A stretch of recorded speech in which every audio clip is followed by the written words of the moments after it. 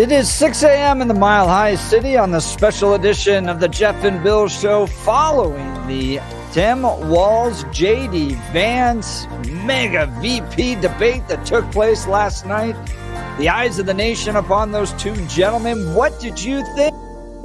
This is Denver's talk leader, and we want to hear from you today. 303-696-1971. 303-696-1971, or text us on the Dan Caplis line, Dan Caplis Law text line, 720-819-5115, 720-819-5115, for what the debate had to do, which was appeal to independents and moderates. I think J.D. Vance did a fantastic job. He was poised. He delivered clear answers. He spoke with strength and focus and determination. I thought he did an absolutely fantastic job. Now, Tim Walz stumbled around a little bit at the beginning. It wasn't a terrible night for Tim Walz by any means, but compared to the two, I think J.D. Vance delivered the victory for the Trump-Vance campaign last night. But I'd love to hear from you. 303-696-1971. We'll start with news and comment from Blake Olson. Good morning, Blake. Hey, good morning, Jeff and Billy. 53 and clear in Denver, expecting a high of 89 today.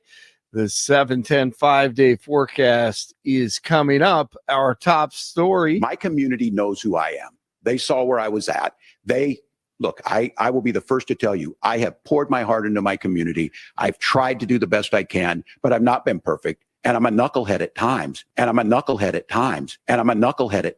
Yes, you are.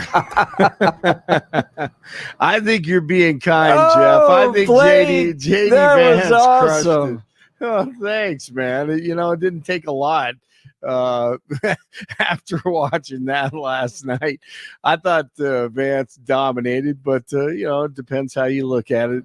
I mean, it was definitely a dominate. Yeah. I don't think that. I don't think Walz had a night, and believe me, I'm comparing it to Joe Biden at this point, right? Good point. It wasn't to the point where, although I did see a hilarious meme. I think it's the same one I was just thinking of. Go ahead. Like, we've got to get the guy from Pennsylvania, call him. We got to get Shapiro back up here. Yeah. But the idea that it was a draw, we got one text message here that said, no way was that a draw. No, absolutely not. I mean, I think the best word to describe it to me, J.D. Vance, is reassuring. Yes. I mean, how can he covers all bases. I think men like him. I think women, which is incredible. I think women, if they seriously sit down and listen to him, women have to like him. Blue eyes, on the left man. or right. Steely blue eyes, just staring right through the camera at people. Yeah, and he was kind. He was kind to Walz. Yeah, I mean, I would have ripped him from, limb to limb. But that's exactly. And he was smooth, very good, and very intelligent. I think he is a master debater.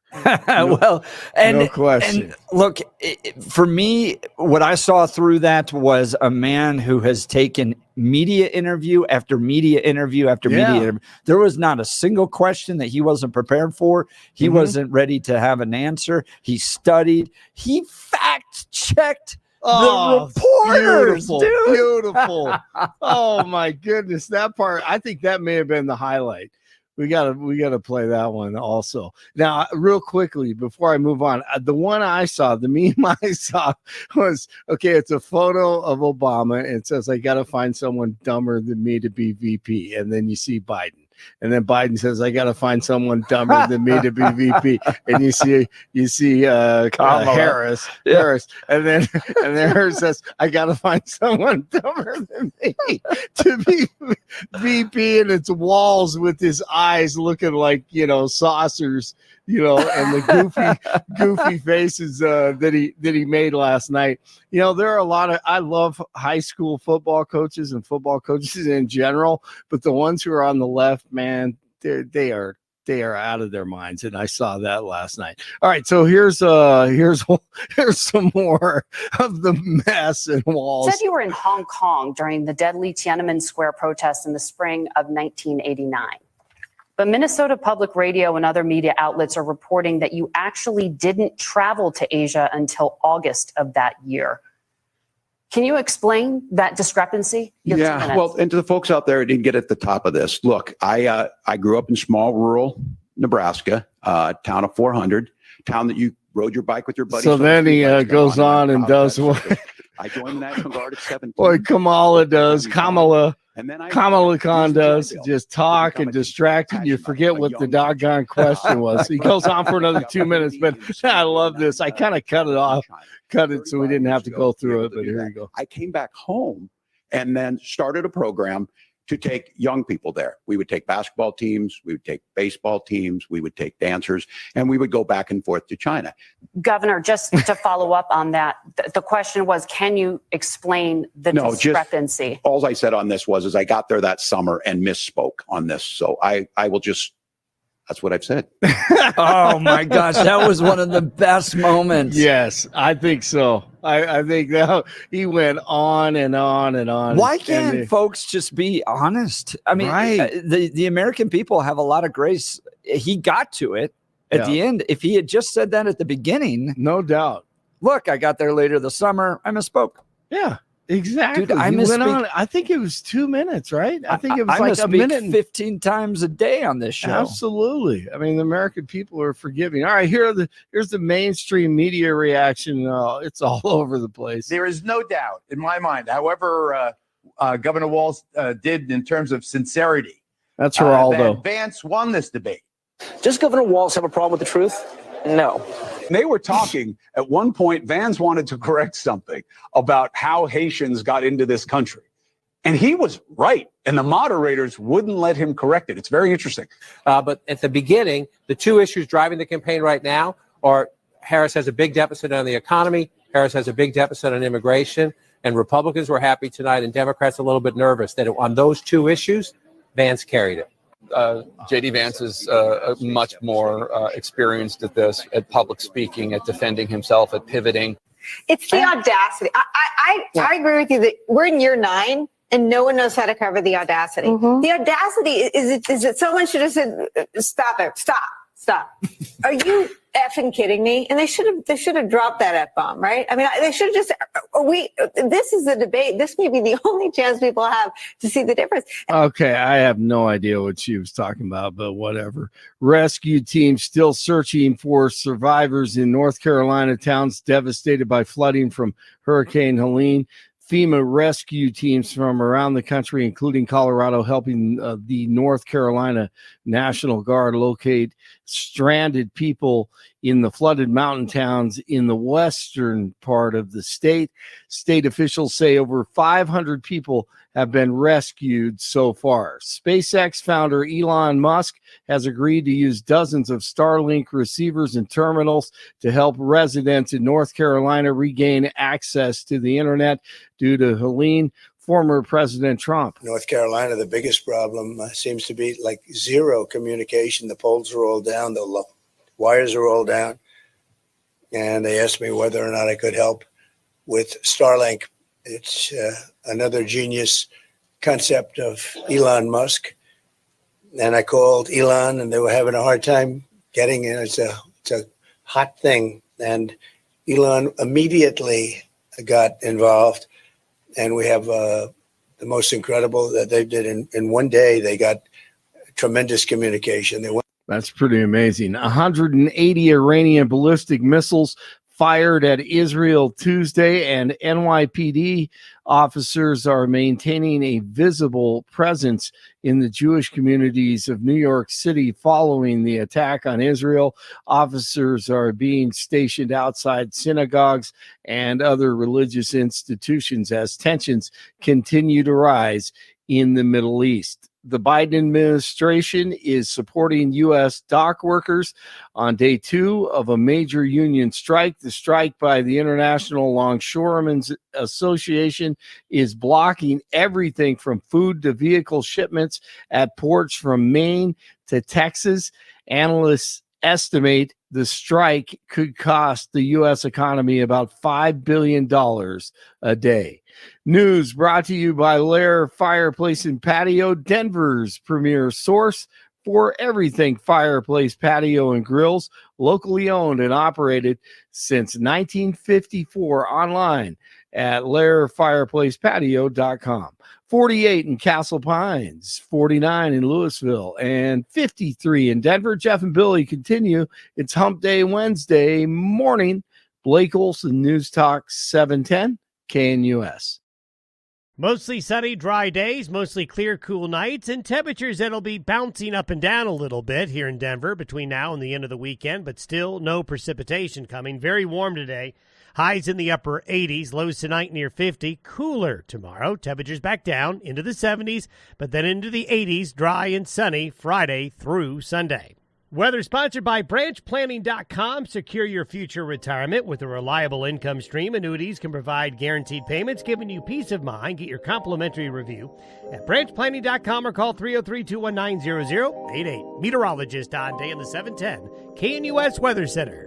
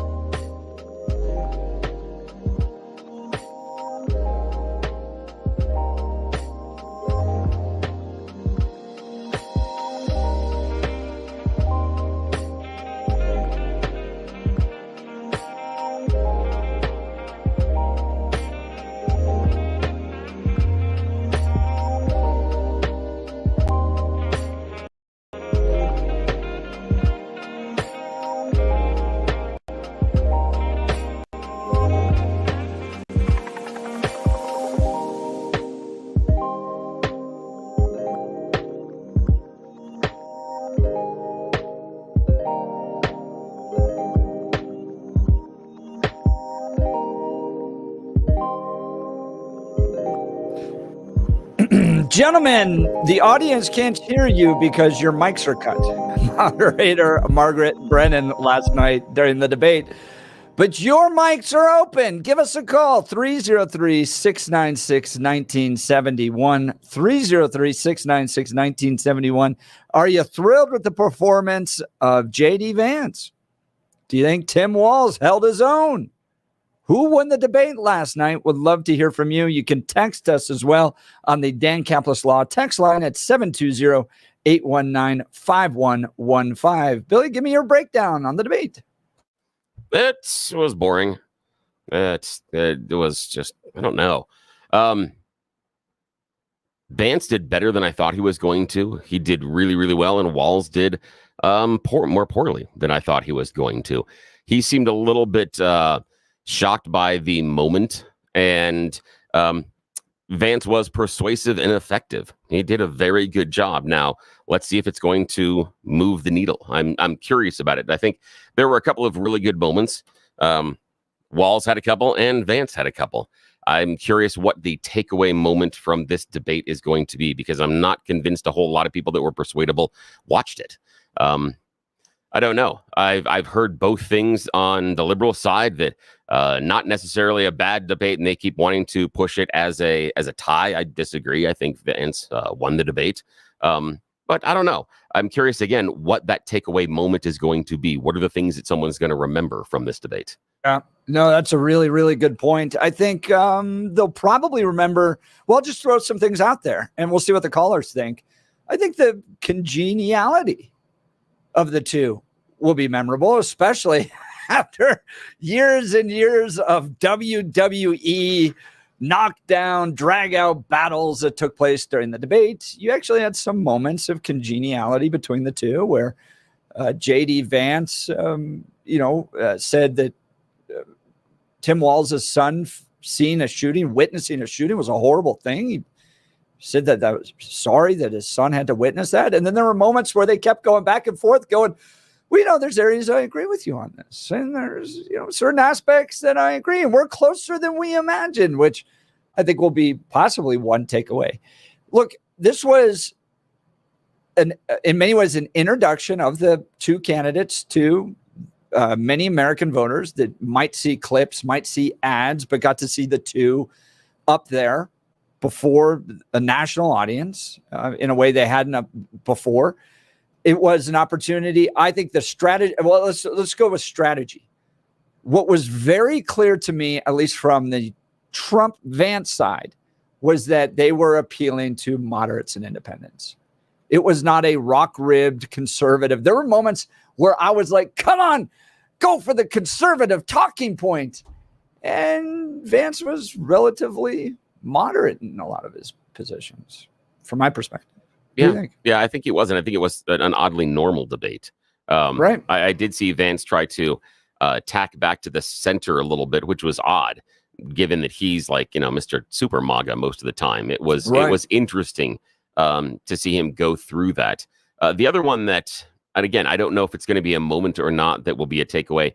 The one that I think we've played already, we've heard the Tiananmen Square one, but I'm not certain that, he misspoke about going there years ago, what that looks like.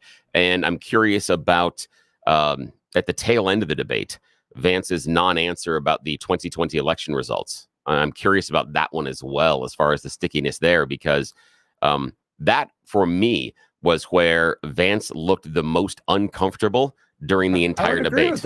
I would agree with that. And I actually thought there was another avenue that he just didn't take at all. Yeah, what? Which was the BLM riots that took place in Minneapolis. He could have pivoted and gone, Walz, I sure appreciate the fact you're condemning violence that took place at the Capitol on January 6th. We should all condemn that. But you seem eerily quiet about the violence that destroyed your own communities during the BLM riots. Yeah, that probably would have been stronger than his pivot to the COVID censorship. Yes, I agree with that. I was like, that's a really weird one to pivot to. That was a strange one. And it was, and I don't know whether or not that non-answer is going to be an answer. And that was the one time I thought that Walz looked very comfortable in what he was doing. He looked really uncomfortable for the first 10, 15 minutes. I agree entirely. Really uncomfortable. That the lights in the moment seemed a little bit too big for him at that point. And he was you could see him searching for some of the pre-canned answers that he was trying to get to rather than just talking, which would have been better. And there were a couple of things that I was surprised, given the fact that he is a high school teacher, that he didn't high school teacher J.D. Vance on. And there were some things I thought he could have said and done to erode Vance's confidence and his believability. But he did not take those options. And I don't know if they were planned or not planned, or he just didn't see them. It's just that idea of, and I don't want to go too far afield on this, but the idea of, I've been in a classroom teaching and I've taught kids and I've had kids like you that say this, and want X, Y, and Z. And he could have done that. And there were ways I thought they could have weaved in to undercut Vance's believability on a lot of topics, because I would have gone after the idea that you've taken up almost every position you've talked about. You've been on both sides of it. You said this was bad and now this is good, and looking at that, pushing him as that kid who will say whatever he wants in order to be elected class president. I thought there was an avenue there on two separate occasions that Walz could have gone after that and didn't. I was surprised, because I thought the high school teacher in him would have been prepared for that, and he wasn't. That's okay. It's a missed opportunity, but both are missed opportunities. So when it comes to what they had to achieve, so from my perspective, Trump, Vance wanted to go out there and connect with moderates and independents. MAGA is locked down. For the most part, conservatives, with a handful of never Trumpers, locked down. And so we're going to use this opportunity 1 month out to go and be appealing to centrists that might have concerns about Donald Trump. And I imagine there's some. I saw Frank Luntz, his poll yesterday afterwards, of people going, well, I liked Trump Vance, and they feel maybe more comfortable with Vance in the administration, and they like his approach to things. What do you think Harris Walz had to do, and do you think that they had to achieve it, that they achieved it last night? Yeah, I think that that Walz needed to make you feel comfortable with he and Kamala Harris, and I think he failed a little bit on that. Not huge, but if I had to grade him, I would give him maybe a C+. That I don't think he necessarily damaged the ticket, but I don't think he helped the ticket. I do think that he may have hurt his own favorability ratings because he was the most liked and most favored one out of all four of the candidates. I think his numbers are going to slide a little bit, not a lot, because I think he had very low expectations. No one was expecting a seasoned debater. No one was expecting. I mean, they expected a high school teacher and governor. So it wasn't necessarily the idea of the Yale Law School guy type of an idea. I think J.D. Vance, I'm not certain that he helped the Trump ticket gain any traction, but I think he helped his own favorability ratings. I think he is now going to be viewed as more favorable, more trustworthy, and more likable. Does it make him positive? No, because he is the most disliked of all four of the candidates. This is the weird part. It was the most disliked against the most liked. And I think that Walz hurt his likability and J.D. Vance increased his likability, but I don't know to what extent. But I don't think that either candidate did a whole lot of positivity or did a whole lot of negativity to either of the campaigns, only because this is a snapshot in a moment in time. And the people at the top of the ticket are going to get out and talk over the next month. And I feel any positivity from either side can be eroded by dumb mistakes by the person at the top of the ticket. Top of the ticket. Yeah, absolutely. I think Harris Walz were introducing Walz to the American people, a guy that's generally totally unknown. I mean, when they announced him, I didn't even know who that guy was. Oh, yeah. And I'm generally into politics, but I didn't even know who Tim Walz was. And so you had a lot of people that were being introduced to him for the first time. But and I think he got more confident as the debate went on, but those first 15 minutes were pretty brutal for a guy that you're introducing and you want him to be the number 2 leader in this nation, ready to step in and become the president of the United States. God forbid something happened to the president. And I think that was a failure for the Harris Walz campaign. I want to get to the phone lines here in just a second. Give us a call, 303-696-1971. Text us on the Dan Caplis Law text line at 720-819-5115. Speaking of Dan Caplis, I've known Dan for well over a decade. This guy is a real winner. First of all, he's pro-life, pro-family, pro-America. He'd do a great job in these debates. He should run for office. That matters because who you choose to represent you in an injury case says a lot about you to everyone involved in the case. Dan Caplis is the son of a police officer. He's a former seminarian who's dedicated the last 40 years of his life to helping people who are hurt in serious motor vehicle crashes.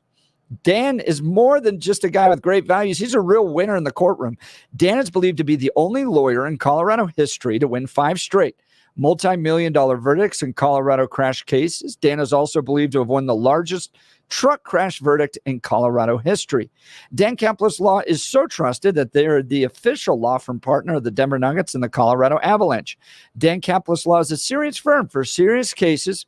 Dan accepts righteous injury cases on a percentage fee basis so that he can represent good people from all walks of life without regard to ability to pay. If you need Dan's help, give him a call at 303-770-5551. That's 303-770-5551 or hit dancaplisLaw.com. That's Dan, C-A-P-L-I-S law.com. Let's go to the phone lines. Rob, Lakewood, good morning. You're on the Jeff and Bill Show. News Talk 710 KNUS. Morning. Yeah, good morning, Jeff and Bill. I think what we saw last night was that the Republicans are a little bit reticent to really attack in a forceful manner on fraudulent representation of policy. And my point on that is Walz and Harris have continually brought up us not going through with the border bill and President Trump putting the squelch on it.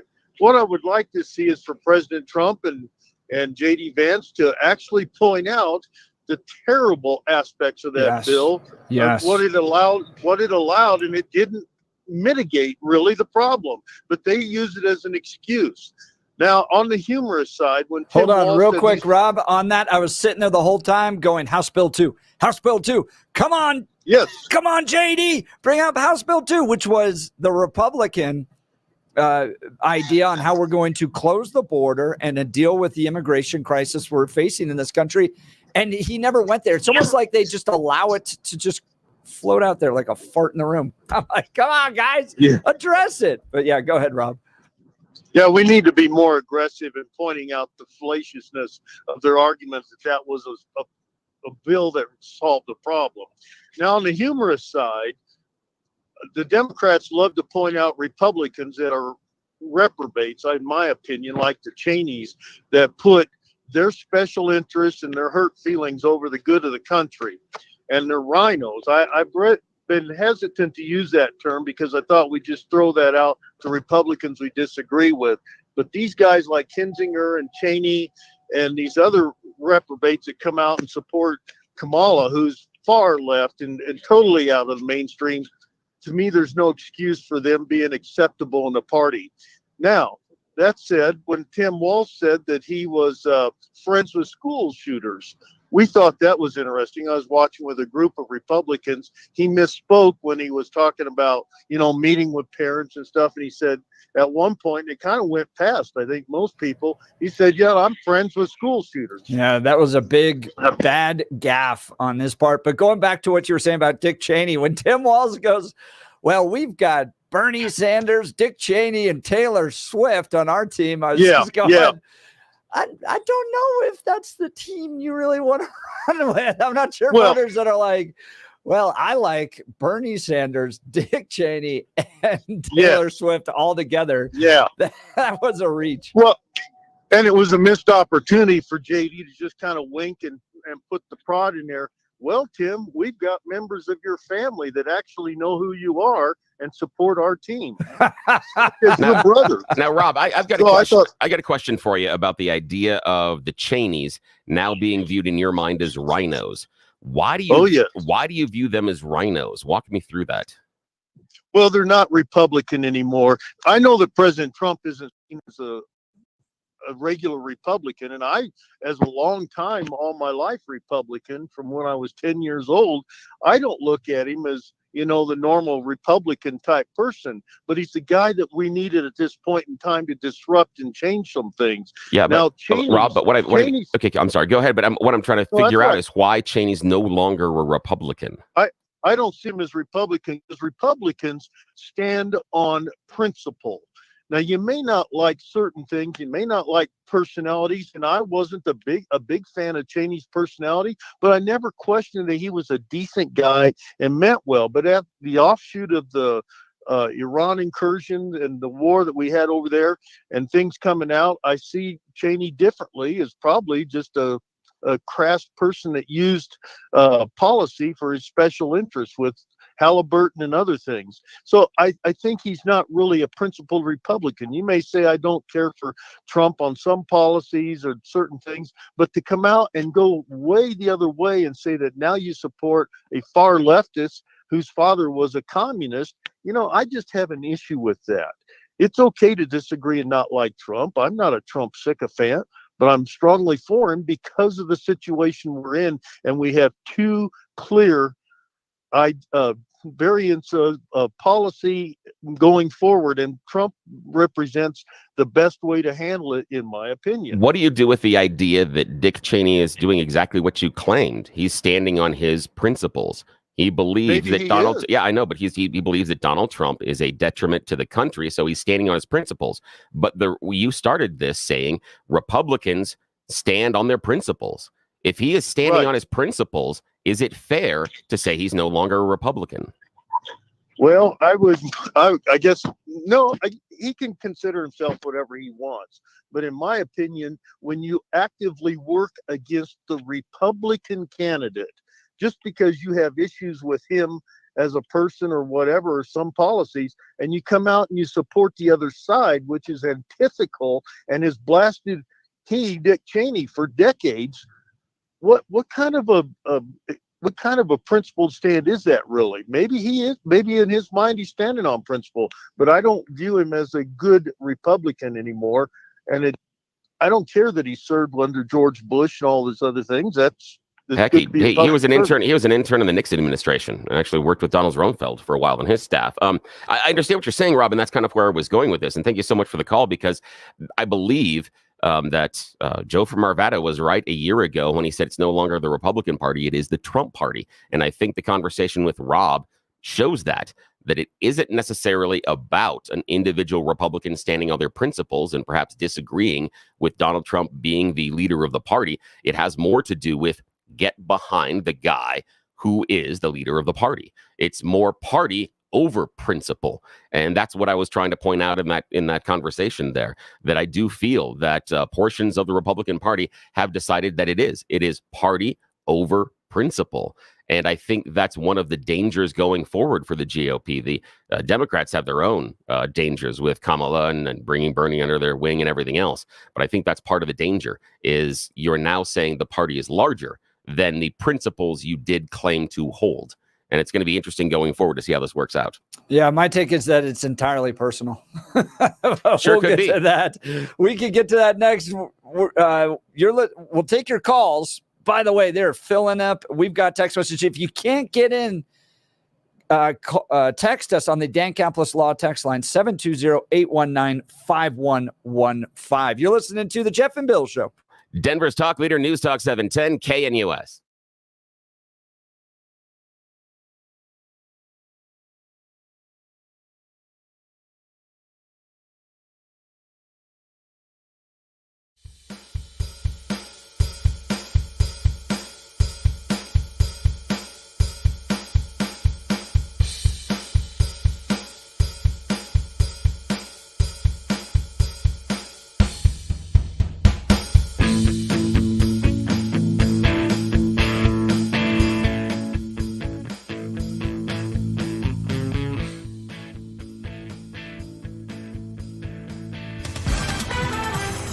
At this hour, I'm Christina Aguayo in Dallas, and here are your top stories.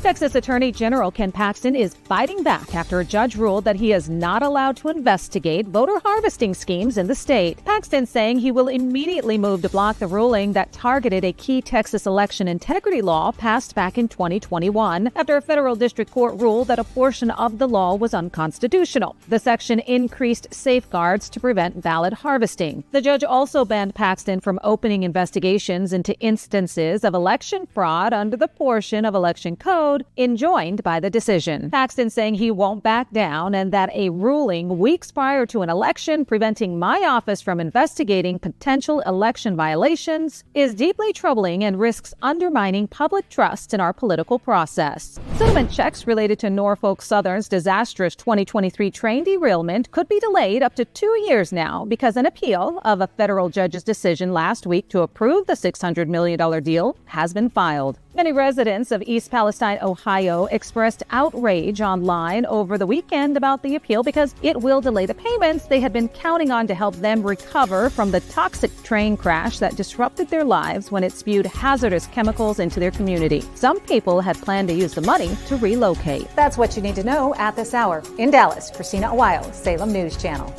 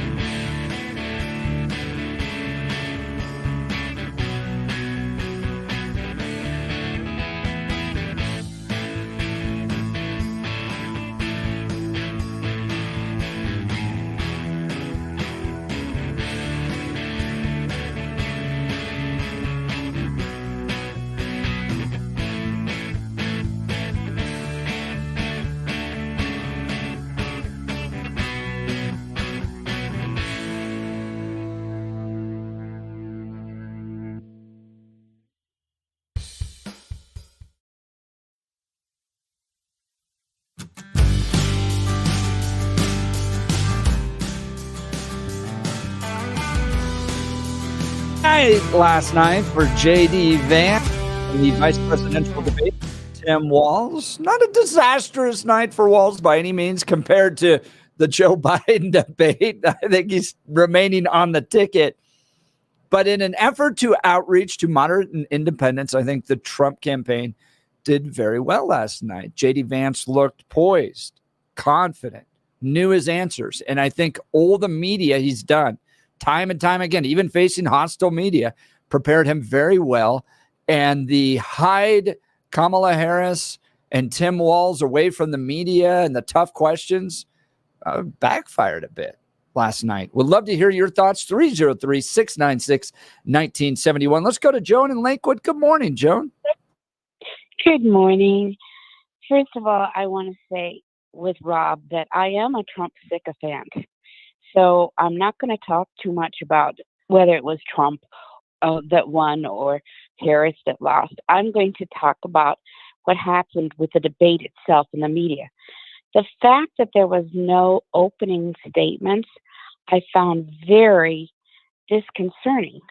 Usually they get like 2 minutes to tell who they are and to set the stage. And I think that one of the more interesting things was how JD said, well, this is a debate and I'm going to treat it like a debate, and actually made his own opening statement. And the other thing that I thought was truly interesting was how respectful JD was when he called out the the moderator, on how she was check-fagging. And it was interesting because they had actually put, I believe, 2 women in there because they didn't want him beating up on the poor women. Don't beat up on the women. And I think he did a very good job of pointing out, you broke the rules, and I'm going to treat you like an equal. Fact checking the fact checkers. And then they cut off his microphone. I think we might have that audio. We do. Huh? Here it is. Here's the audio of J.D. Vance fact checking last night. And just to clarify for our viewers, Springfield, Ohio does have a large number of Haitian migrants who have legal status, temporary protected status. Well, Margaret, but thank you, Senator. We have so much to get to. Margaret, I think it's important we're because going to turn out of the economy. Thank Margaret, you. the rules were that you guys weren't going to fact check, and since you're fact checking me, I think it's important to say what's actually going on. So there's an application called the CBP One app, where you can go on as an illegal migrant, apply for asylum or apply for parole, and be granted legal status at the wave of a Kamala Harris open border wand. That is not a person coming in, applying for a green card and waiting for 10 years. That is the facilitation of illegal immigration, Margaret, by our own leadership. Thank you, Senator, for describing the legal process. We have so much to get to, Senator. Those laws have been on the books since 1990. Thank you, gentlemen. The we CBP want to have. One app has not been on the books since 1990. It's something that Kamala Harris created, Margaret. Gentlemen, the audience can't hear you because your mics are cut. We have so much we want to get to. Thank you for explaining the legal process. So there's a few things to say about that, Joan. First of all, that was the debate was getting good. Let the 2 dudes go back and forth. They're debating a very important immigration policy that's resulted in, 20,000 Haitians showing up in Springfield, Ohio, and then I think it's over 200,000 total that have come into this country. So they're actually debating a good moment there. But we're also at a point now where they won't fact check you directly. They'll just fact check you into their own statement next, and then move on to the question. Lauren Boebert got angry about this the other day when she was doing a CPR interview where she's going just the perspective, your liberal progressive perspective comes through in the way you ask the questions. What do you think, Joan? Well, the only other thing, I think that you're right that it was a 3-on-1 kind of situation, but I think that he handled it really well. I think the weirdest part of the whole thing was watching Walz, because he kept scribbling and looking down.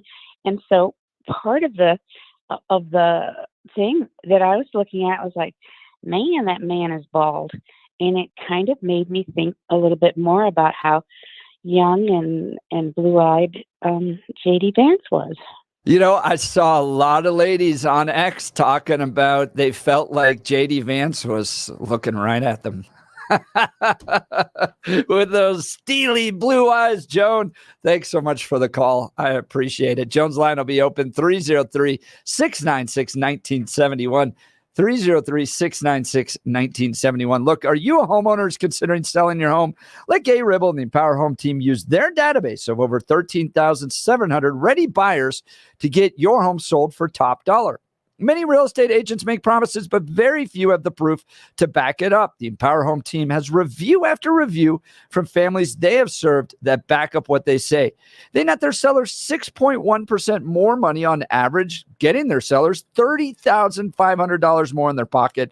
No matter who wins the election, no matter what kind of market we're in, the Empower Home team brings both the experience and track record to help you navigate your home sale and get you top dollar. If your home doesn't sell, Gay Ribble will actually buy it. That's her guarantee to you. Reach out to my friends and realtors, Gay Ribble and the Empower Home team of Keller Williams. Call 833-301-SOLD. That's 833-301-SOLD, or go to gayhasthebuyers.com. That's GAYE hasthebuyers.com. We'll continue with analysis on the historic vice presidential debate that took place last night. You're listening to The Jeff and Bill Show. Denver's talk leader, News Talk 710 KNUS.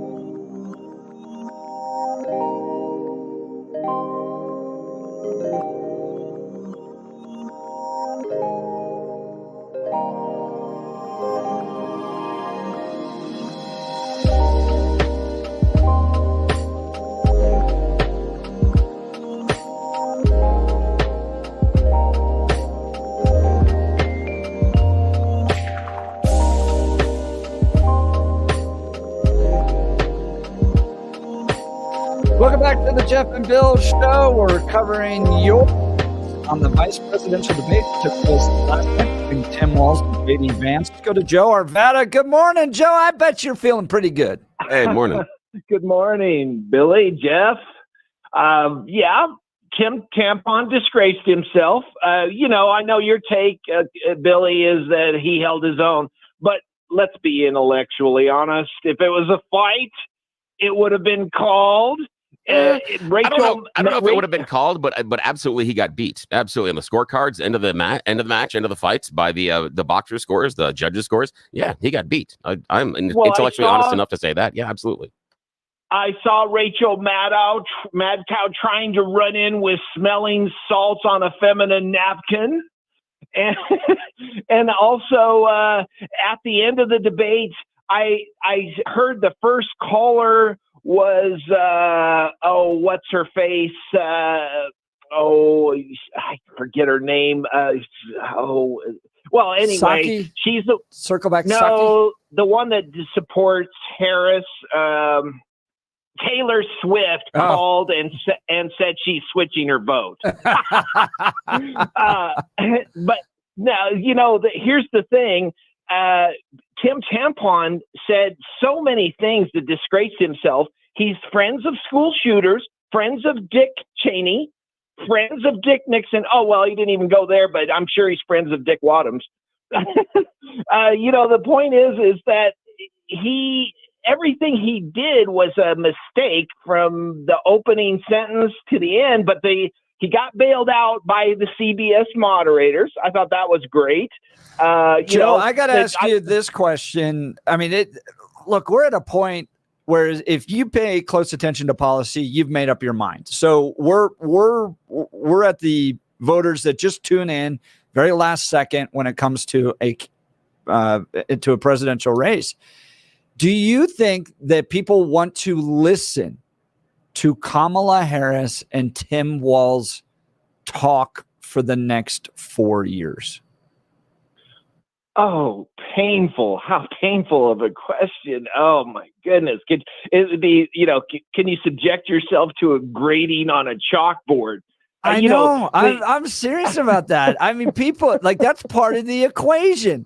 You're going to have to listen to them not answer a question ever for the next 4 years. I'd much rather have Trump. I'd much rather have Trump and media fight it out. I like it. I got a question about that for both of you, because I have seen some polls and surveys that have shown Trump's behavior in those type of public examples, the public speeches and the rallies, remind people of what they disliked about him the first time. They had forgotten over the course of the Biden administration because all the failures of the Biden administration. Now, when he gets up and does his angry man thing, people are turned away. And these are some of those persuadable voters.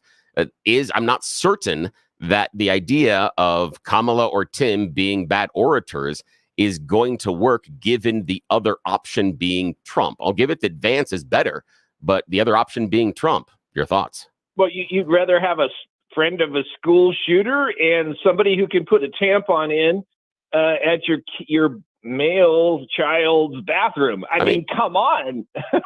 I mean, Joe, we could go back and forth with insults. I can talk about the idea that you favor a guy who says that he can go around and grab women's genitals, a man that has been found liable for sexual assault. That's the person that you think should be running the country. I mean, if we want to trade insults about candidates, we can. He's somewhat normal. I disagree that grabbing women by the genitals when they don't ask for it is normal. I disagree with that. But again, I don't want to trade insults about him. I want to get your idea about what do you think about that burnout factor that some people are saying with Trump's oratory style. Well, I think that you have to look at the whole package. Donald Trump has been assaulted by the left for, what is it now, 10 years running? If you had been hammered by NBC, ABC, CBS, all of them, including then all the deep state misfits that have attacked him as well, you would be a little bit edgy. And now here's the thing. Donald J. Trump has still kept his sense of humor. I mean, he still brings a smile. I think that's true. But what's best for the country? What's best for the country is a president and a media that will go back and forth and trade barbs.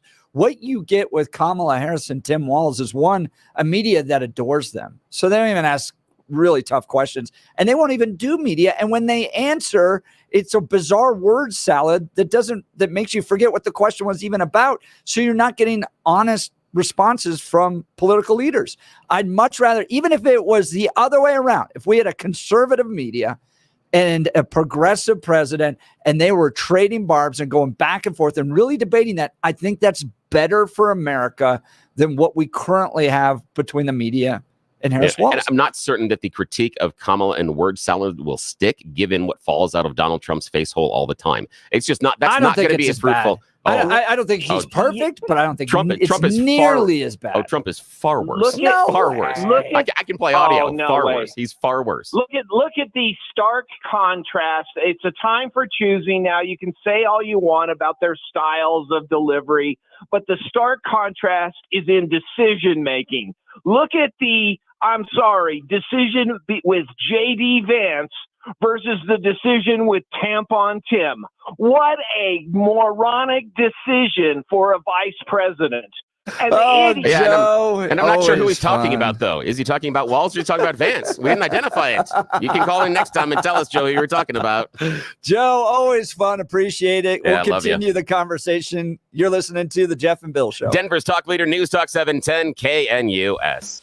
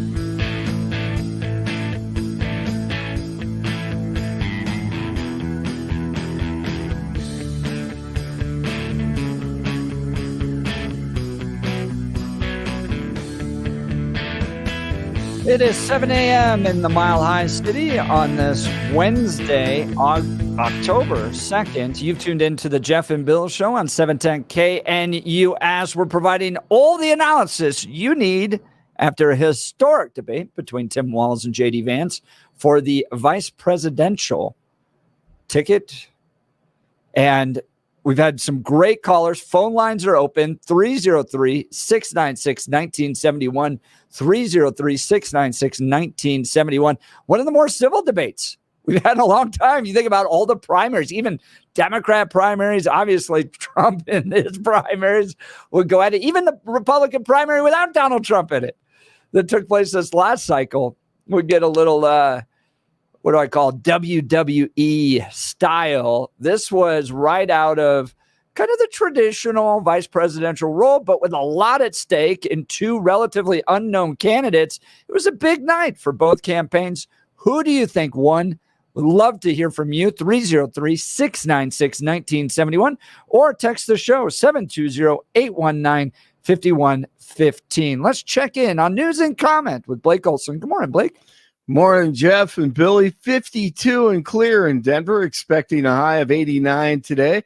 The 710 5-day forecast is coming up. Our top story. Look, I will be the first to tell you, I have poured my heart into my community. I've tried to do the best I can, but I've not been perfect. And I'm a knucklehead at times. And I'm a knucklehead at times. And I'm a knucklehead at times. That one morning, I had, I don't know, a few hours sleep, and I like to sleep. I just got up, I was like, and so I just went out and got a pork roast and started marinating. See, time to work.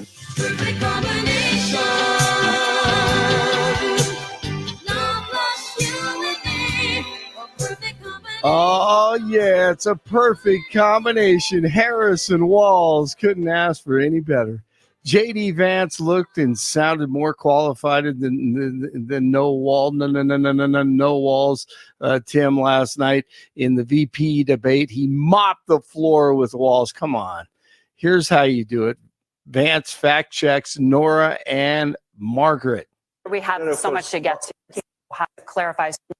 Thank you, Governor. And just to clarify for our viewers, Springfield, Ohio does have a large number of Haitian migrants who have legal status, temporary protected status. Well, Margaret, but thank you, Senator. We have so much to get to. Margaret, I think it's important we're because going to turn out of the economy. Thank Margaret, you. the rules were that you guys weren't going to we're- fact check. And since you're fact checking me, I think it's important to say what's actually going on.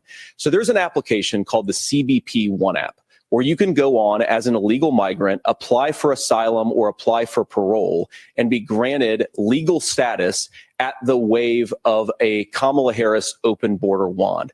That is not a person coming in, applying for a green card and waiting for 10 years. That is the facilitation of illegal immigration, Margaret, by Thank you, Senator, for describing the legal process. We have so much to get to, Senator. Those We have laws so have been on much. the books since 1990. Thank you, gentlemen. The We CBP want to have. One app has not been on the books since 1990. One smart guy and three Gentlemen, dummies. the audience can't hear you because your mics are cut. We have so much we want to get to. Thank you for explaining. Yeah, like more abortion talk. Here's what CNN was thinking after the debate. I think there was a clear lack of preparation and execution here I on think Walz's part. I think actually it's the opposite. I think he had too much preparation. Maybe, He had so many lines that he was clearly trying to say that he didn't listen and said when J.D. Vance said one of the many things he really hit Kamala Harris on, not Tim Walz, but Kamala Harris, he didn't respond because he clearly had things in his mind. I think the lack of interviews that he has done with national media, with local media, it showed. He needed more reps. Yeah, no, I agree. I mean, J.D. Vance is much more experienced at this, at public speaking, at defending himself, at pivoting. Sound like a funeral to me.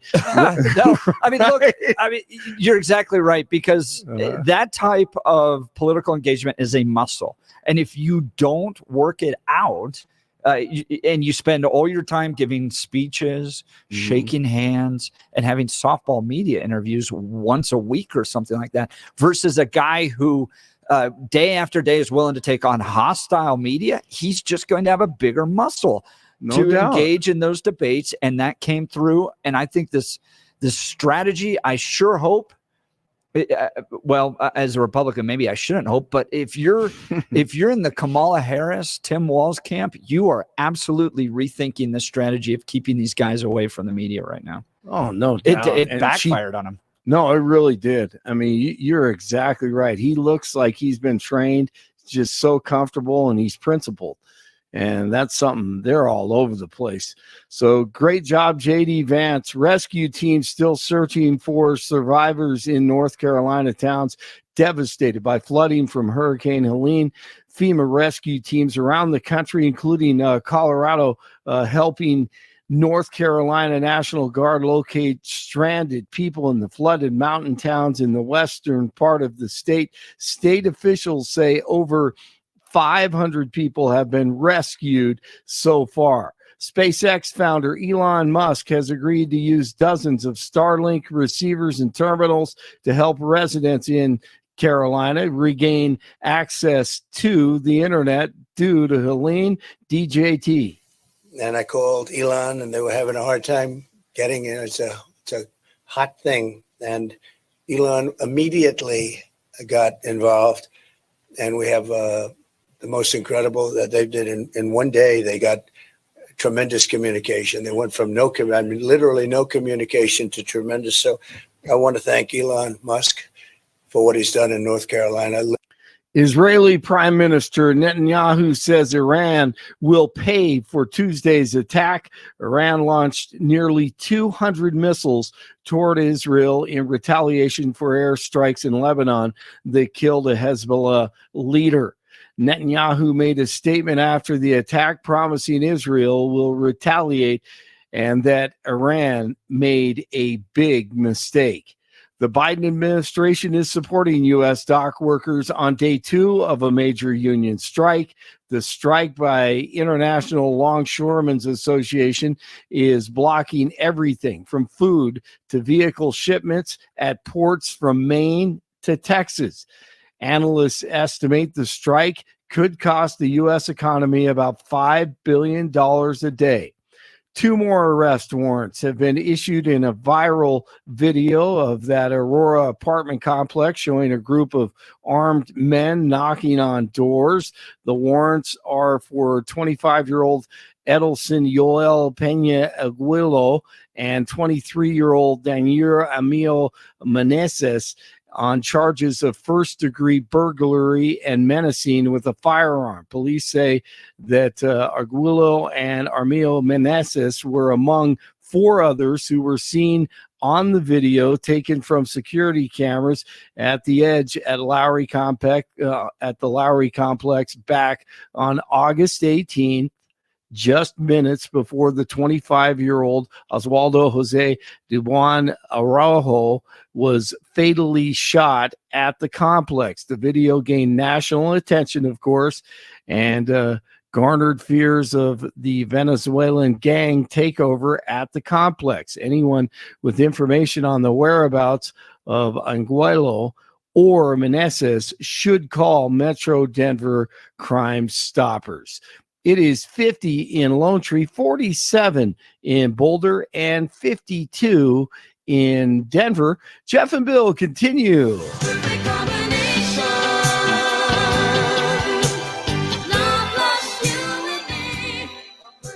A perfect combination. It's hump day after JD Vance mops the floor.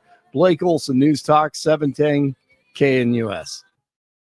Mostly sunny, dry days, mostly clear, cool nights, and temperatures that'll be bouncing up and down a little bit here in Denver between now and the end of the weekend, but still no precipitation coming. Very warm today.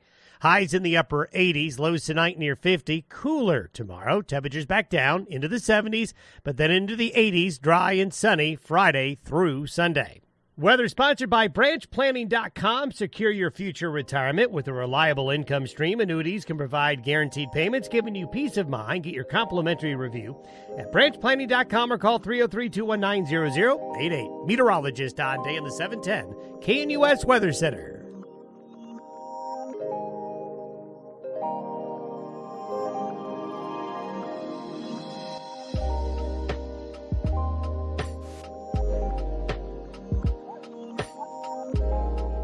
J.D. Vance, Tim Walz debate that took place last night, the one and only vice presidential debate, and probably the last debate to take place between these two tickets. Who's going to win in November? In light of yesterday's debate, are you more optimistic that Trump Vance are going to pull this one out? Or is it still Kamala Harris, Tim Walz, and likability that's going to come down to it? Would love to hear from you. 303-696-1971 or text us on the Dan Caplis Law text line at 720-819-5115. Let's go to the phone lines. Tony Littleton. Good morning, Tony. What are your thoughts about last night? Yeah, morning. Hey, good morning. I think you guys have covered that pretty well, and I think Vance did have a good show. But I was actually calling about an issue that you and Billy touched on a little earlier, and it was about Cheney and you believing that to be personal, his view. And I'm wondering if it gives you any pause that no vice president, no president Republican, no nominee, and hundreds of cabinet members and administration members and Justice Department members going all the way back to Reagan and through every Republican presidency have all signed on to this notion that they believe Trump is a threat to the country, a threat to democracy. It's not personal.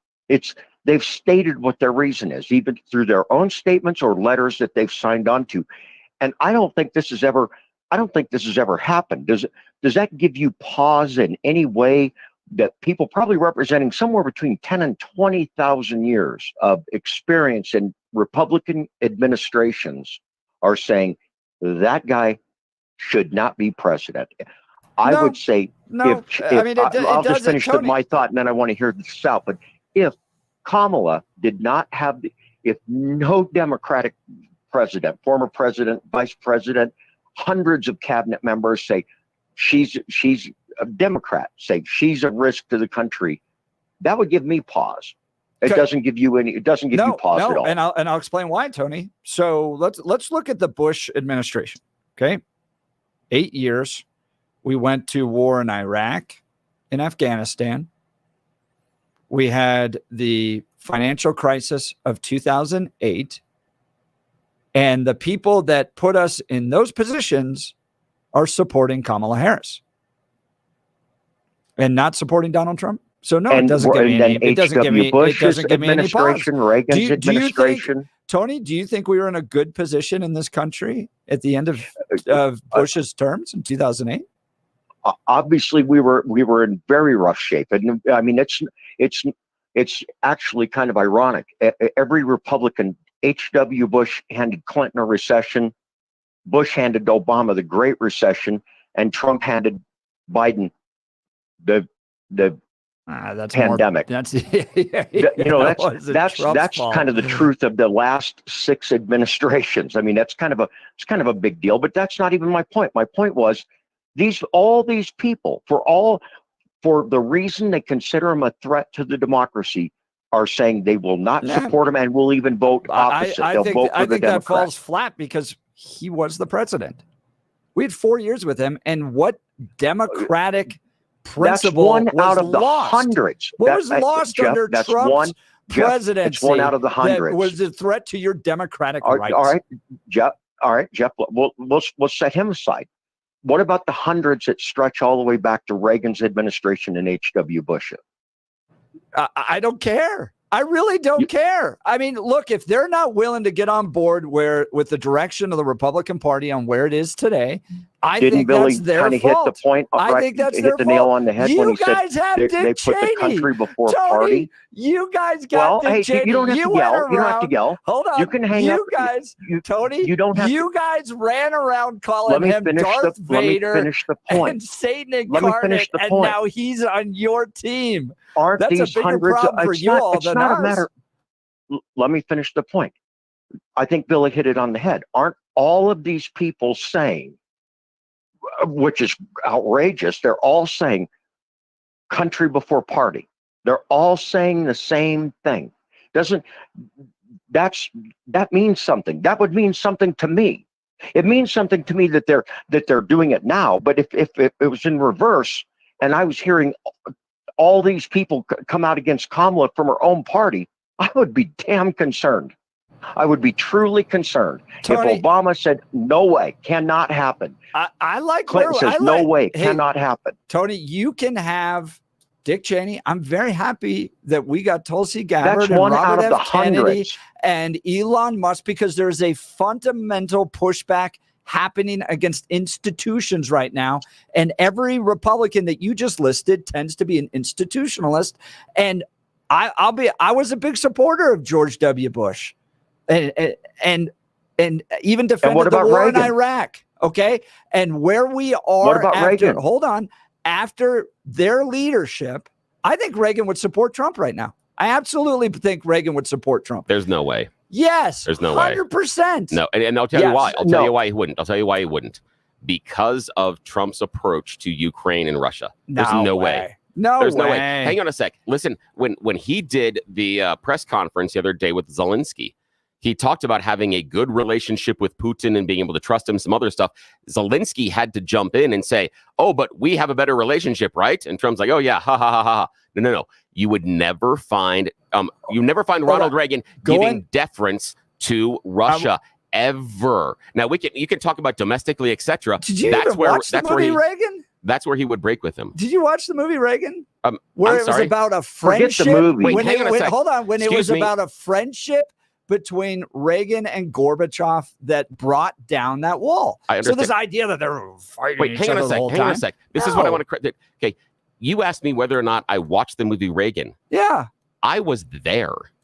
I know. I lived through it. I think you're forgetting a major point of it, which was it wasn't a combative relationship in its entirety that led to the fall of the Soviet Union. It was actually a friendship that the movie It's how they worked together with Gorbachev. Yes. But Reagan giving deference the way that Trump does to Russia wouldn't happen. I want to go back. That wouldn't happen. To the reason why you have a certain amount of Republicans that have broken against Trump is just the fact, honestly, that I think they're institutionalists and they don't like the idea that there is reform happening to institutions. So I'll give you an example. I worked for Mitt Romney. Mitt Romney is of the belief that the smartest person in the room should always be making the decisions. That was the same thing with George H.W. Bush. That's why you got the Yaleys. That's why you got Skull and Bones, the head of the CIA, vice president of the United States. Mitt Romney cannot fathom why Donald Trump became president and he didn't. It breaks his worldview down. And I'm around conservatives that have that sense about them, that institutions and the smartest people in the room should always be making the decisions. And it's led to institutional bloat. It's led to these wars that we go to where we believe that we can bring democracy to the rest of the world and spend billions of dollars and sacrifice our sons and daughters. And it didn't result in anything. Sometimes they're just wrong. And in this case, these institutions need to be reformed. And that's why Donald Trump is so popular, is because he's bringing about those institutional reforms. Tony, let me explain it this way. And this is why I understand what you're saying about the laundry list of Republicans that are saying Donald Trump can't be allowed back into the Oval Office. But Jeff is right that it will not matter.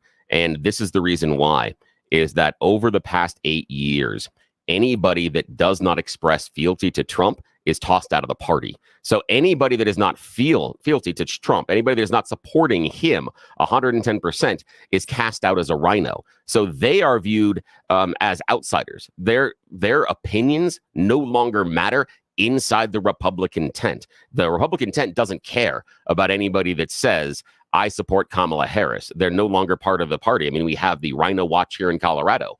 That is evidence of that, as far as even going after longtime Republicans here in our state. The part where it can be persuadable is, again, those uninformed middle of the road voters that lean either left or lean either right. Those people that are unaffiliated, that aren't seeped in politics. That can be persuadable. Will it be? I'm not convinced, but it can be part of a narrative that could get someone who is not certain and has questions about what they saw the first time with a Trump presidency, whether or not that is the best option. And if you have that in front of them, you might have a chance. But inside of the Republican Party, those people don't matter anymore. Thanks. I agree with your point. Thanks, guys. Hey, thanks, All Tony. right, It's always thanks, good to hear from you. I think one of the most, to Tony's point, one of the strongest moments last night was this idea of bringing all these PhDs in. Do you remember when JD Vance addressed that? And he goes, look, we've been listening to those folks for a long time with regards to free trade issues and all that. And there's a palpable movement in this country against the elite and against the institutions. And you can call it populism if you want, but there's frustration about the direction of our healthcare, the fact that people are fatter, poorer, we're not having as many babies, we're more suicidal. They feel it in the cost of their groceries. Yeah. And where the institutional elites have put this country, people are frustrated with, and Donald Trump has tapped into that better than Kamala Harris has. So running back to, well, George H.W. Bush administration officials, it doesn't matter. It doesn't connect right now. See, I can see your point, but I think it's actually that the Republican Party has had a push over the previous 8 to 10 years. Maybe I could go back another 15 in towards anti-intellectualism. And it would be when you talked about the blue blood country club Republicans being purged and looking at the grassroots. That, to me, is the start and the genesis of the anti-intellectualism that grew inside of the Republican Party. Now, the Democrats have some of it. It's based in something. It's actually based in frustration. It's not like, well, we just decided we're not going to let the smart people hang out with us. Well, it's because it is actually. It's the Yes, wars in Iraq.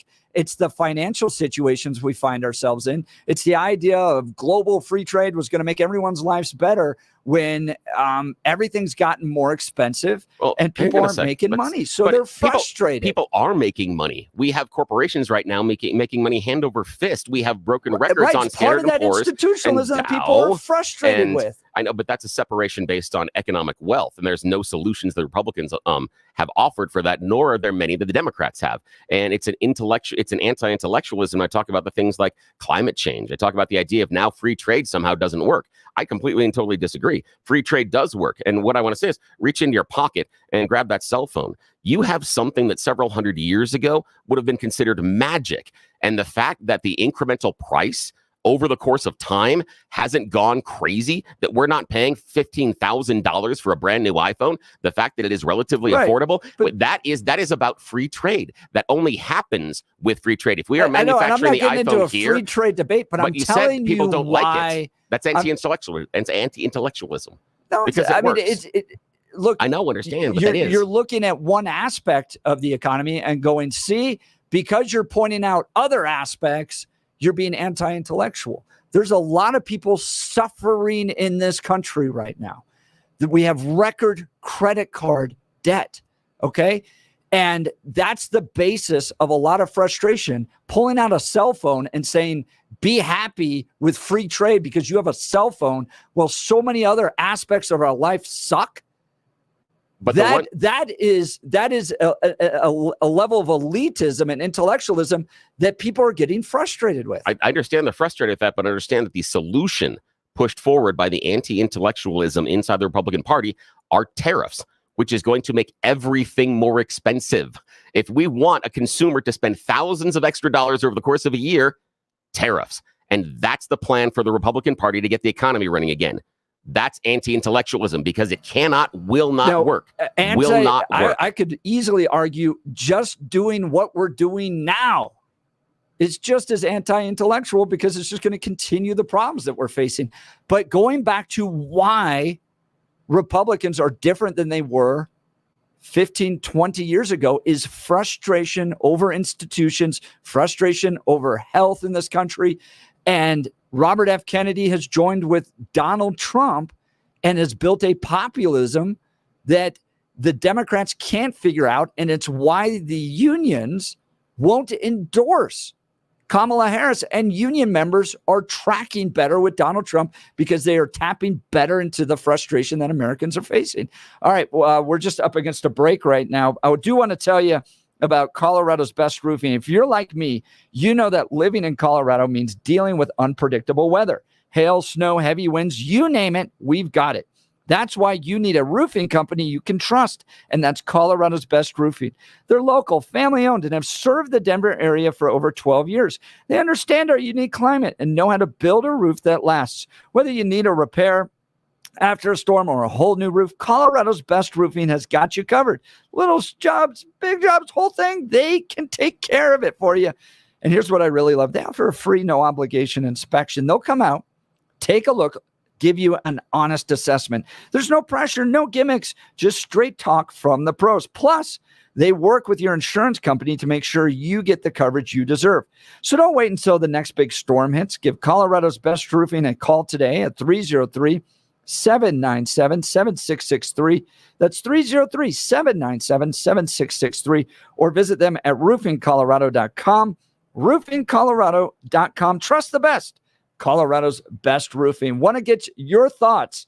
Give us a call, 303-696-1971. You're listening to The Jeff and Bill Show. Denver's talk leader, News Talk 710, KMU. At this hour, I'm Christina Owayo in Dallas, and here are your top stories.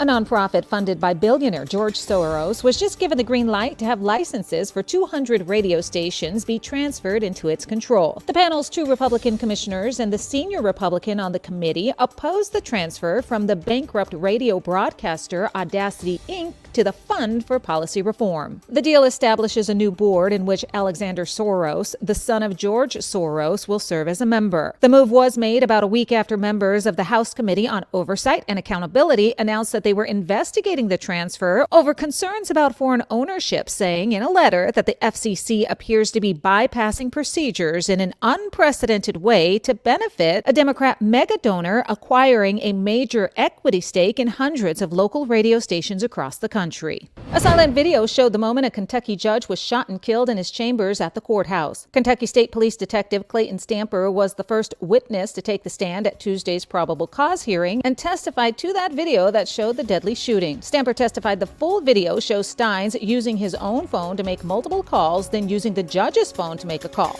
The shooting followed. Sean Steins, who resigned from his position as sheriff on Monday, is being charged with the first-degree murder of Letcher County District Judge Kevin Mullins. Steins has pleaded not guilty. In Dallas, Christina Owayo, Salem News Channel.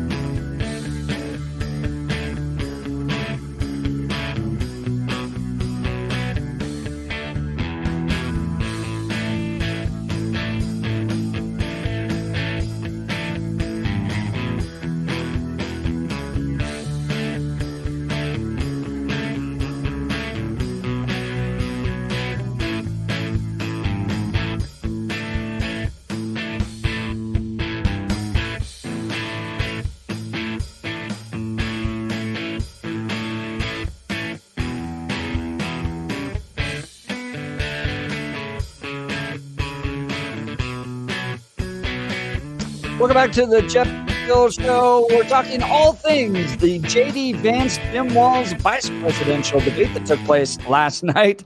A great call with Tony. Democrats can have Dick Cheney. Fine. Happy to have him. I like what Republicans have built with Elon Musk and Tulsi Gabbard and Robert F. Kennedy. It's a dynamic group. Prove me wrong. Maybe it's good for Democrats to have Dick Cheney. But after all the years they demonized him, it's weird. And that was a weird moment during the campaign. Tim Walz highlighting the fact they got Bernie Sanders, Dick Cheney, and Taylor Swift. That's an interesting dinner party. Let's talk to the phone lines here. Mary, Wyoming, good morning. Your thoughts on the debate last night? Not much is on the debate. I think that one of the things on the thing about Dick Cheney and the rest of those rhinos, one of the things that frustrates me is not really ever addressed, is that when Trump took over, he relied on the Republican Party legislature, et cetera, to make recommendations for his cabinet. These are the, what do you call the, when you have, in other words, these were the people that did not want Trump in because he was going to kill the golden goose and did. These people had all kinds of contracts, relationships. They got to be millionaires from all the skullduggery that they had done. And then Trump is coming in and changing that. He didn't have any support, on the cabinet. And that leads into what, to me, you are addressing with on the issues on tariffs. One thing that's not talked about, and I'm going to give the example of Shark Tank. Shark Tank, most of us, a lot of America watch Shark Tank. They put those in entrepreneurs, and they would go ahead and, for the longest time, if you remember, Shark Tank started promoting taking those products and giving it to China to actually make. And nobody talks about what happened when all these American entrepreneurs sent their products over to China. China then stole their products and would make them there and send them back to us. And you call that fair trade? I want to go back to what you were talking about with regards to his cabinet and why they don't support him. I have run into this in times of my life where, because I didn't attend the right schools, I didn't get the right degrees, I can tell I'm looked down upon by a certain class of people. And they believe that the people that come from the very best deserve to make all the decisions, and they have a internal, maybe not explicit, but a disdain for those people that build themselves up themselves.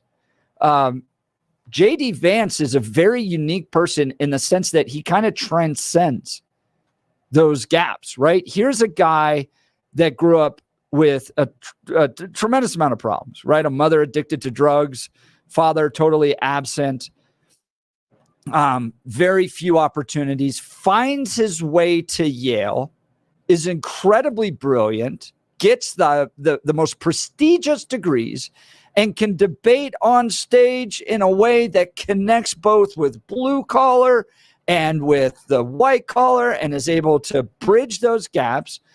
It doesn't bother me so much that somebody that came like Mitt Romney, that literally has as the highest degree you could possibly get from the most prestigious institutions, a Harvard law degree, a Harvard MBA, he's got it all, gets frustrated with Donald Trump because I'm like, yeah, I've run into those people before, and you don't really impress me that much when when Mitt Romney doesn't feel like he's taken as seriously by the likes of Donald Trump, he gets angry and takes it personally. I think, though, that argument, in my opinion, is undercut when J.D. Vance has a degree from Yale and becomes a venture capitalist. Right. Also, and his running partner, that, but his Isn't running that partner, unique? his running partner also has an MBA from Wharton School of Business, inherited hundreds of millions of dollars from his father, and also basically has a gold toilet. I mean, this is not a guy who is struggled with the people.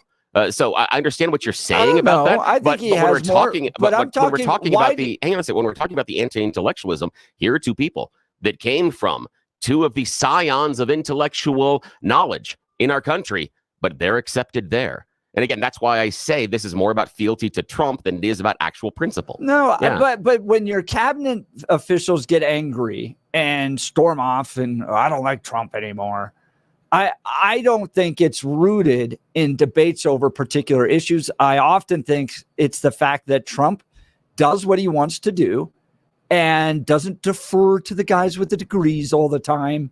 And that's part of the reason why you get this kickback that happens from Washington, D.C. I've worked in that town.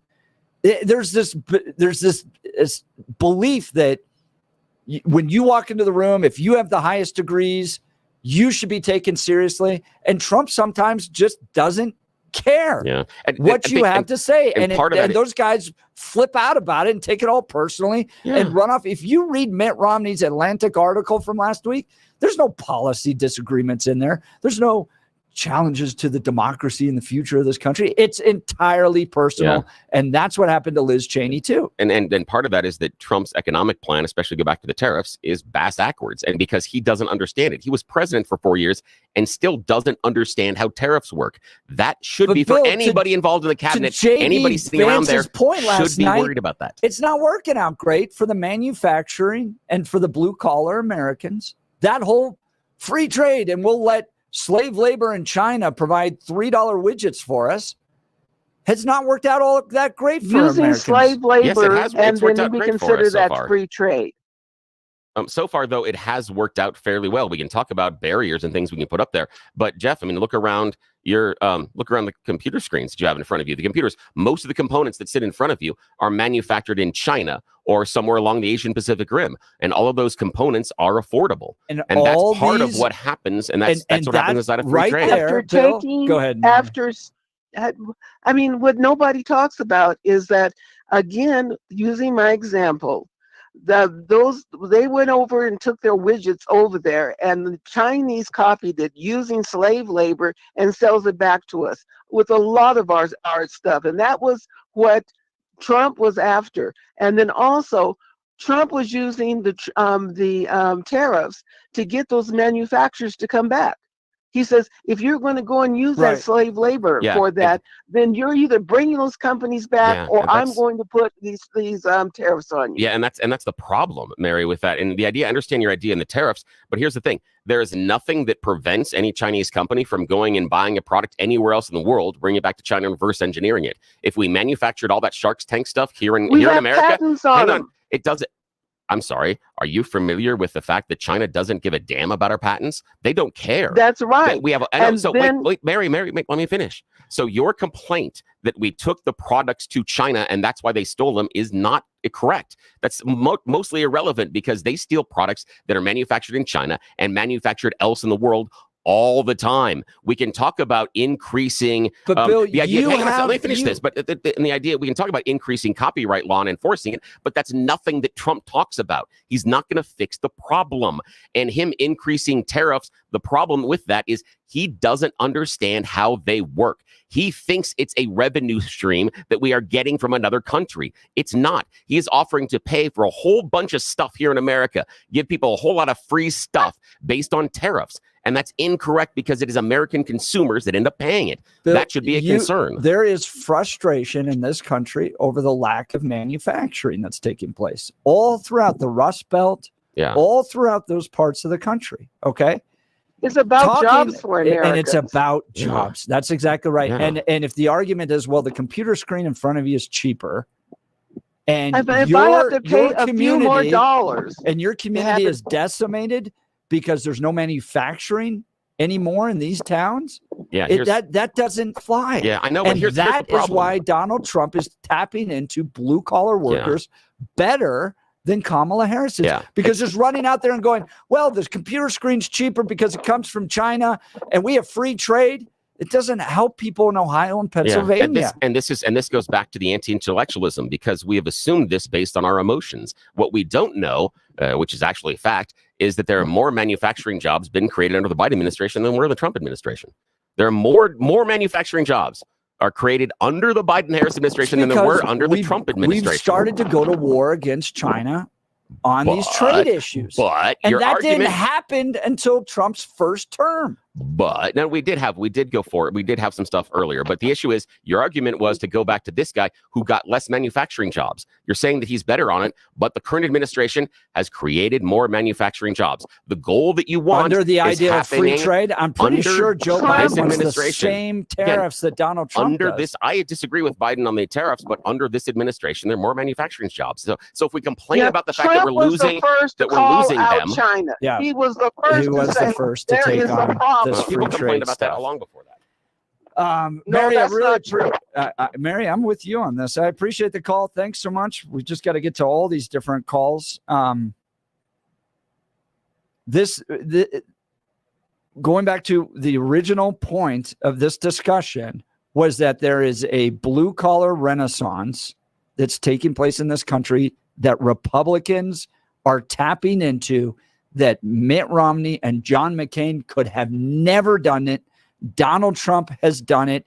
And going back to Tony's original call, what an administration official from George H.W. Bush's administration has to say about Donald Trump doesn't matter in light of the fact of this change that's taken place. And I like a Republican Party that's more tapped into blue collar workers. I just think it's a better party. All right. I want to talk to you all about my friends over at Mountain High Appliance. They've cooked up some tasty deals for your kitchen. Now, for a limited time, receive up to a $3,000 rebate with the purchase of qualifying GE Cafe appliances. Enjoy the Mountain High Appliance price match guarantee and special financing options. Visit one of their 4 locations for all the details and upgrade your kitchen with GE Cafe appliances. In Denver at East 64th, Littleton, Louisville, and Glenwood Springs. Mountain High Appliance. Experience the difference. We'll get to the calls next. You're listening to The Jeff and Bill Show. Denver's talk leader, News Talk 710, KNUS. At this hour, I'm Christina Ohio in Dallas, and here are your top stories. The Southeast United States was drenched with more than 40 trillion gallons of rain last week from Hurricane Helene, something that stunned experts, with the head of the National Oceanic and Atmospheric Administration saying it's something he hasn't seen in 25 years of working at the Weather Service. The sheer volume that fell from the sky is enough to fill more than 60 million Olympic-sized swimming pools. The damage from the hurricane is being described as apocalyptic, as entire neighborhoods have been destroyed, tens of thousands of people were left without power, and as of Tuesday, more than 130 people have died, according to officials. Claudia Sheinbaum has been sworn in as Mexico's first female president, riding the enthusiasm over her predecessor's social programs, but also facing challenges that include stubbornly high levels of violence. After a smiling Sheinbaum took the oath of office on the floor of Congress, legislators shouted, "President." The 62-year-old Jewish scientist turned politician receives a country with a number of immediate problems, also including a sluggish economy, unfinished building programs, rising debt, and the hurricane-battered resort city of Acapulco. A chemical plant fire southeast of Atlanta is still causing trouble 2 days later. Authorities told residents of the city's eastern suburbs on Tuesday to shelter in place again if a chemical cloud moves over their neighborhood. That's what you need to know at this hour. In Dallas, Christina Ohio, Salem News Channel.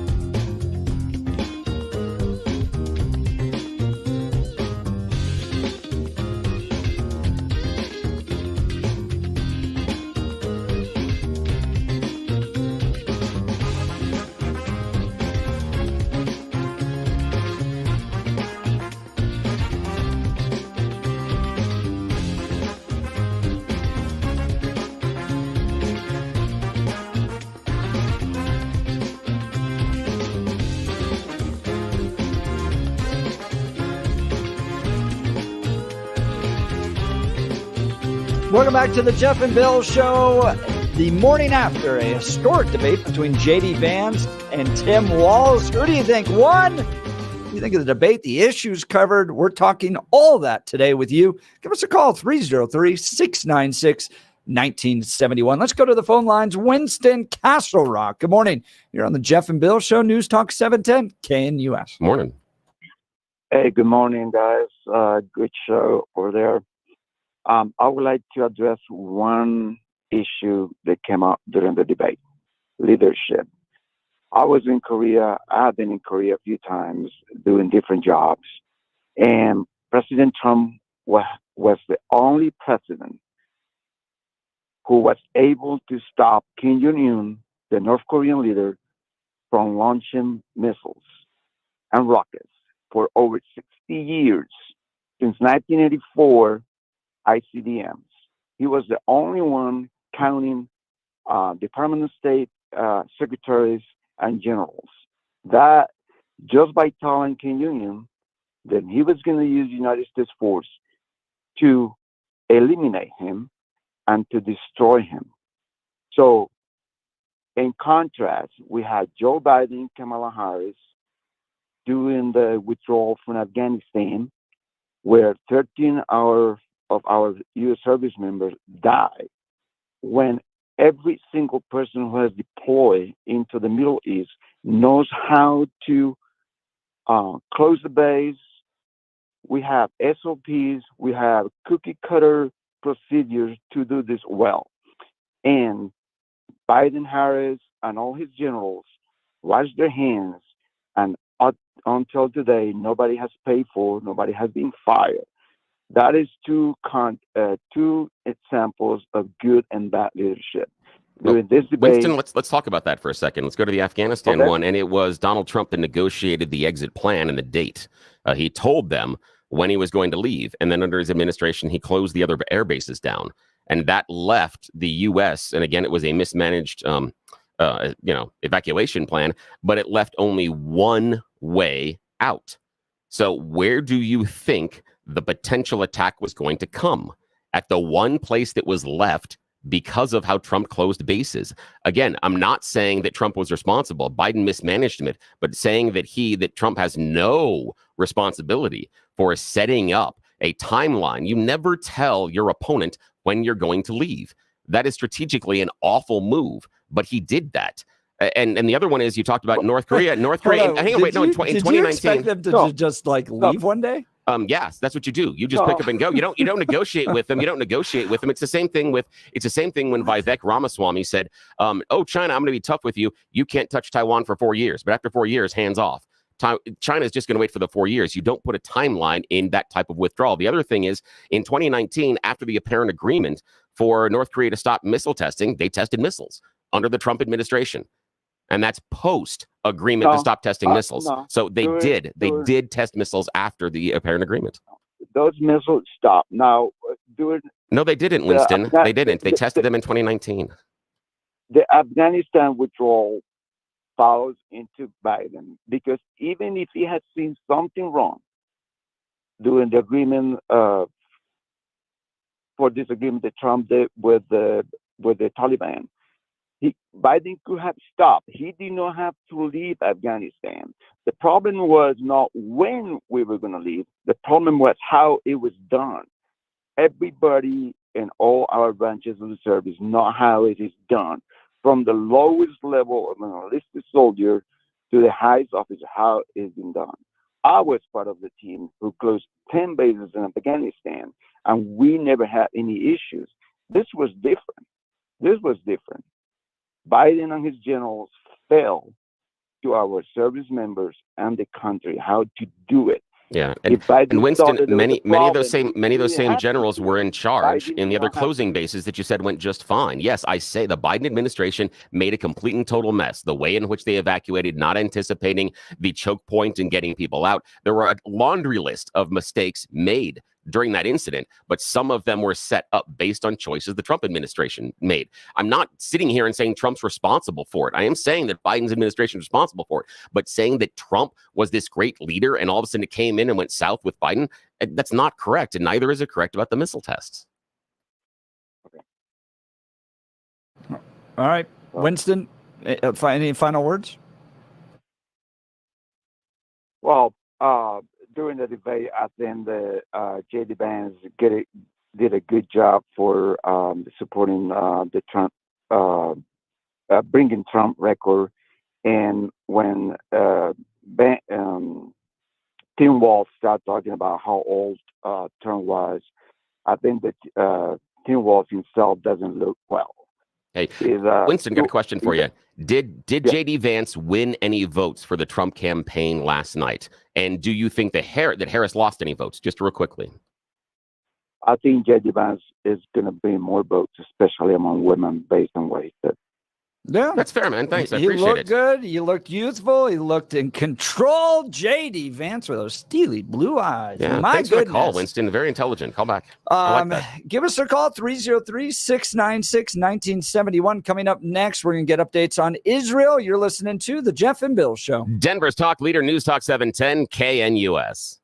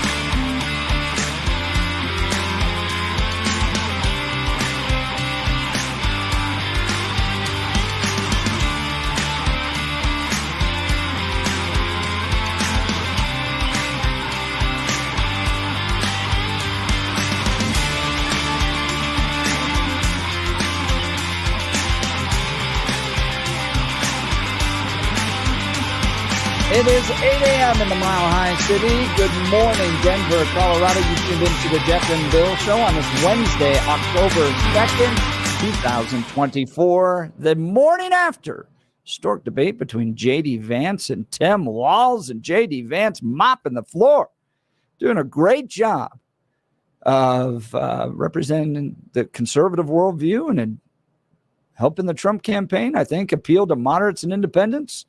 We'll see how it plays out in about 30 days, but that was a good night for Republicans last night. We'd love to get your calls and thoughts on this, 303-696-1971, or text us on the Dan Caplis Law text line at 720-819-5115, 720-819-5115. Coming up after news and comment with Blake Olson, Joshua Sharf, fellow from the Independence Institute, is going to join us to give us an update on what happened yesterday in the midst of that vice presidential debate that took place.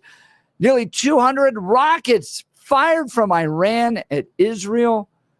We'll get an update from them in just a second, but let's dive in first to news and comment from Blake Olson. Good morning, Blake. Hey, good morning, Jeff and Billy. It's 55 and sunny in Denver, expecting a high of 89 today. The 7-10 5-day forecast is coming up.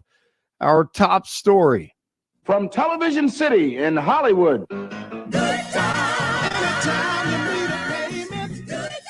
Oh, man, the great actor John Amos has passed away at the age of 84. He was known for his roles in Good Times, The Mary Tyler Moore Show, Coming to America, The West Wing.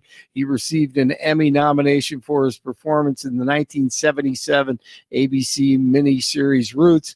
His son announced that he died of natural causes in L.A. Amos was born in Newark, grew up in East Orange, and formerly lived in Tewksbury before moving to West Cliff, Colorado. He played football at Colorado State and had tryouts with the Chiefs and the Broncos. Man, one of my favorites. John Amos, dead at the age of 84. The day after the vice presidential debate, and one guy looked and sounded very comfortable, confident, and reassuring. And most importantly, I know that a lot of you are worried about the chaos in the world and the feeling that the American dream is unattainable. I want to try to convince you tonight over the next 90 minutes that if we get better leadership in the White House, if we get Donald Trump back in the White House, the American dream is going to be attainable once again. And the other guy did not. With Vance, he's been answering questions from reporters and honing his skills. And Tim Walz, he's been running from the media like Kamala Khan. You could hear it in his voice. October 7th, Hamas terrorists massacred over 1,400 Israelis and took prisoners. Israel's ability to be able to defend itself is absolutely fundamental. Getting its hostages back, fundamental, and ending the humanitarian crisis in Gaza. And he did what he could to take shots at DJT. His chief of staff, John Kelly, said that he was the most flawed human being he'd ever met. And both of his secretaries of defense and his national security advisors said he should be nowhere near the White House. Now, the person closest to them, Donald Trump, said he's unfit for the highest office. That was Senator Vance. What we've seen out of Vice President Harris is we've seen steady leadership. We've seen a calmness that is able to draw on the coalitions to bring them together. What we've seen her do is hide from journalists and the media and the press. Here's what some of the mainstream media thought. There is no doubt in my mind, however Governor Walz did in terms of sincerity, that Vance won this debate. Does Governor Walz have a problem with the truth? No. They were talking at one point, Vance wanted to correct something about how Haitians got into this country. And he was right. And the moderators wouldn't let him correct it. It's very interesting. But at the beginning, the two issues driving the campaign right now are Harris has a big deficit on the economy. Harris has a big deficit on immigration. And Republicans were happy tonight and Democrats a little bit nervous that on those two issues, Vance carried it. And there you have it. Rescue teams still searching for survivors in North Carolina towns devastated by flooding from Hurricane Helene. FEMA rescue teams from around the country, including right here in Colorado, helping North Carolina National Guard locate stranded people in the flooded mountain towns in the western portions of the state. State officials say over 500 people have been rescued so far. SpaceX founder Elon Musk has agreed to use dozens of Starlink receivers and terminals to help residents in North Carolina regain access to the internet due to Helene DJT. And I called Elon, and they were having a hard time getting in. It's a hot thing. And Elon immediately got involved. And we have the most incredible that they did in one day. They got tremendous communication. They went from literally no communication to tremendous. So I want to thank Elon Musk for what he's done in North Carolina. We haven't talked a lot about Sean Combs, but the attorney's Busby Law in Houston is just shocking. We talk about the ages of the victims when the conduct occurred. It's shocking. Our youngest victim at the time of the occurrence was 9 years old. No way. We have an individual who was 14 Isn't that years horrible? old. We have one who was 15. 25 of the 120 individuals who are plaintiffs in these cases were minors at the time of the acts complained of. The time frame of the acts complained of is very wide.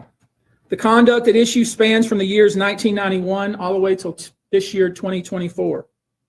If you wonder why there are so many alleged victims, that's your answer. We're talking about more than 25 years of this type of conduct. It's horrific. Gosh, just disgusting. My goodness. I started to go through the indictment list, but I did not see 9. Can you believe that? And then remember this video? I saw it years ago and I thought it was sick, but here, I'll play a little bit of it. Justin, you ever seen the movie 48 Hours? Right now, he's having 48 hours. This is him with Justin Bieber, that video. They're having the times of their lives, like where we hanging out and what we doing. We can't really disclose. But, oh my God! It's definitely a 15-year-old's dream. I have been given custody of him. He signed to Usher. I had legal guardianship of Usher when he did his first album. I did Usher's first album. I don't have legal guardianship of him, but for the next 48 hours, he's with me. So and we gonna go full crazy. Wow. I mean, it's just frightening. And you've seen sides of Justin Bieber that indicate something happened. Some form of abuse happened. I've seen him break down. Yeah. No, I think his life has really changed. I think he's found God. From what I saw, yeah, I hope so too, because he was a victim. And Sean Combs is sick and horrific. What he's done to these children, allegedly. But you look back at that video and he's standing there with Bieber and just taking advantage of him. Grooming. Man, it's absolutely just terrible. And we just let it fly. Oh, because it's P. Diddy, Puffy, whatever your freaking name is. It's horrible. So hopefully this law firm is able to do what they need to do. But man, you just look at the numbers and age is just so depressing. I saw Kevin Sorbo tweeted last night, I wasn't blacklisted from Hollywood. I left Hollywood because they're all a bunch of pedos. Boy, and you see stuff like this and you're like, yeah, we have no idea. And then we want the borders to be open. There's so much slavery, sex slavery, everything going on at the border, enabling what is it, 300,000 kids? We have no idea where they are. Yeah, that came out in the debate last night. Right. It did. Okay. I missed that one, but man, we just got to pray for all these kids. And now a lot of them are adults. So see what happens. 52 in Littleton, 54 in North Glen, 55 in Denver. Jeff and Bill continue. And once again, John Amos. From Television City in Hollywood. He has passed away at the age of 84. It's Wednesday. Blake Olson, News Talk 710 KNUS. Mostly sunny, dry days, mostly clear, cool nights, and temperatures that'll be bouncing up and down a little bit here in Denver between now and the end of the weekend, but still no precipitation coming. Very warm today.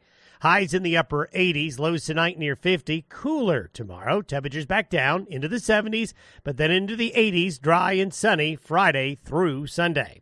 Weather sponsored by branchplanning.com. Secure your future retirement with a reliable income stream. Annuities can provide guaranteed payments, giving you peace of mind. Get your complimentary review at branchplanning.com or call 303-219-0088. Meteorologist Don Day in the 710 KNUS Weather Center.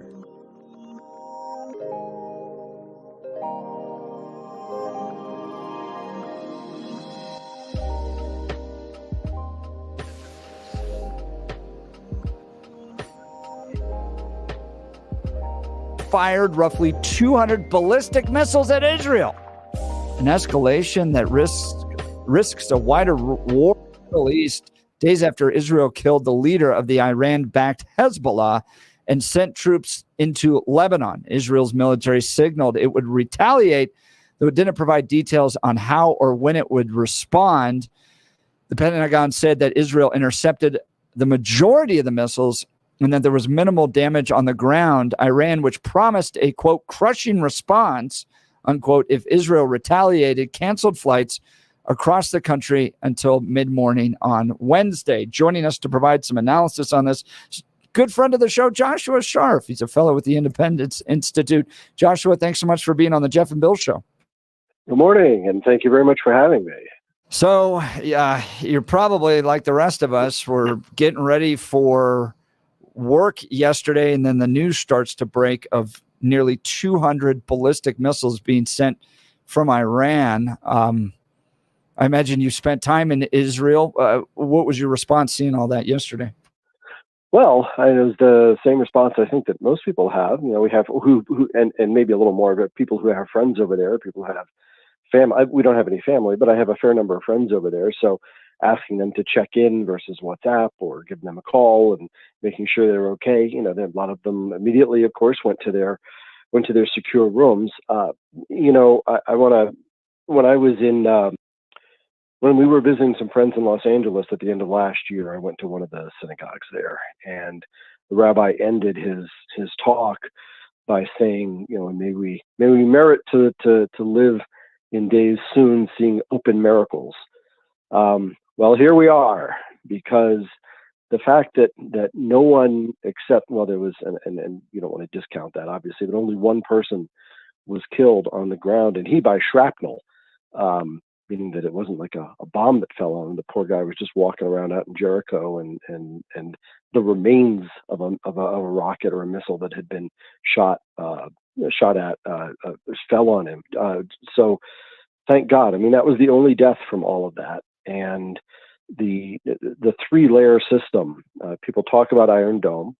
There's a mid-tier called David's Sling, which hits sort of mid-range missiles and drones and so forth.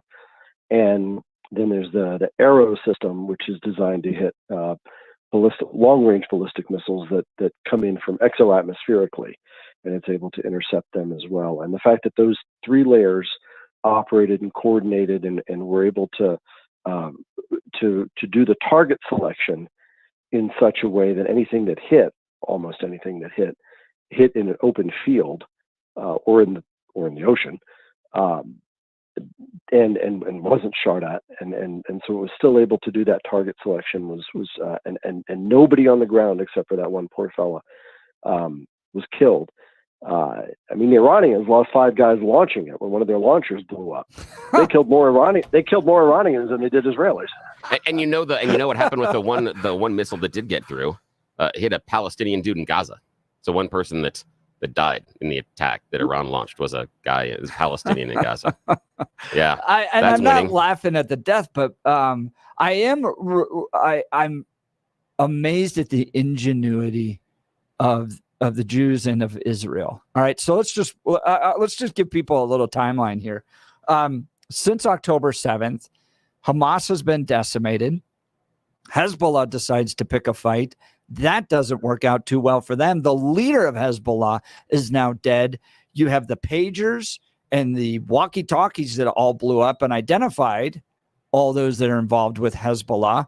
You had the guy that was in Iran that was killed by Israel I think he was a member of Hezbollah as well. You have Haniya. He was the head of the political head of Hamas. Right. Israel has struck deep within enemy territory at this point. I mean, personally, you hit the dudes with pagers on their belts, and then you assassinate. Israel assassinates the guys in inside Iran. Iran tries to respond with missiles. They blow up their own guys. I mean, it is amazing how brilliant Israel is. I'm just caught off guard with how smart they are. Well, this hasn't exactly worked out the way that Iran had hoped it would, I guess. But the thing to remember about the Hezbollah, what's going on with Hezbollah is that not just the pagers and the walkie-talkies, which was a phenomenal operation that'll be studied in intelligence circles it's already legendary. But the military response, then following up with that, hitting essentially the entire command structure of Hezbollah, capping that off, if you will, with by capping Nasrallah and the rest of the political leadership. Because remember, they were there to watch Bibi's speech, and they figured, well, while he's out of the country, he's not going to order any sort of attack. Surprise.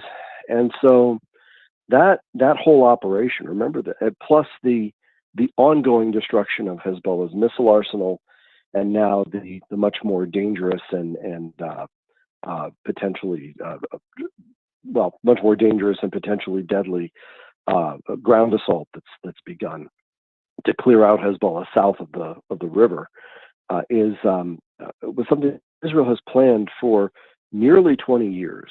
Just in general terms, obviously the intelligence that they're getting is remarkable.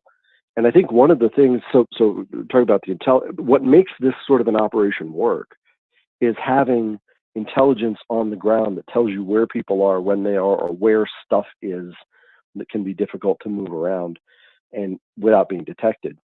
And that comes from Lebanese, not just Israelis, but Lebanese on the ground who are willing to work with the Israelis. And so all credit to them for being willing to stand up against Hezbollah and wanting to rid their country of this cancer that Iran has planted there. Talking with Joshua Sharf, he's a fellow at the Independence Institute and has spent time in Israel. We're analyzing what happened yesterday. Nearly 200 ballistic missiles fired at Israel. All right, so what happens next, do you think? How do other Islamic countries that were getting involved with the Abrahamic Accords respond to all this? I'll be honest, it doesn't seem like some of the other more moderate Islamist countries seem all that interested in defending Iran at this point. Well, remember, there's that whole Sunni-Shia breakdown. But more than that, the Arabs, the Iranians are not Arab. The Arabs don't particularly like the Iranians. They are, when this happened earlier, if you remember, there was an earlier barrage of Iranian missiles. And somebody, I'm pretty sure it was Netanyahu, uttered the phrase, Israel along with her Arab allies, which, if you're Gen X, that's just a mind-blowing phrase. Israel along with her Arab allies. And so, Jordan obviously doesn't want to although some of the rockets, some of the missiles landed there.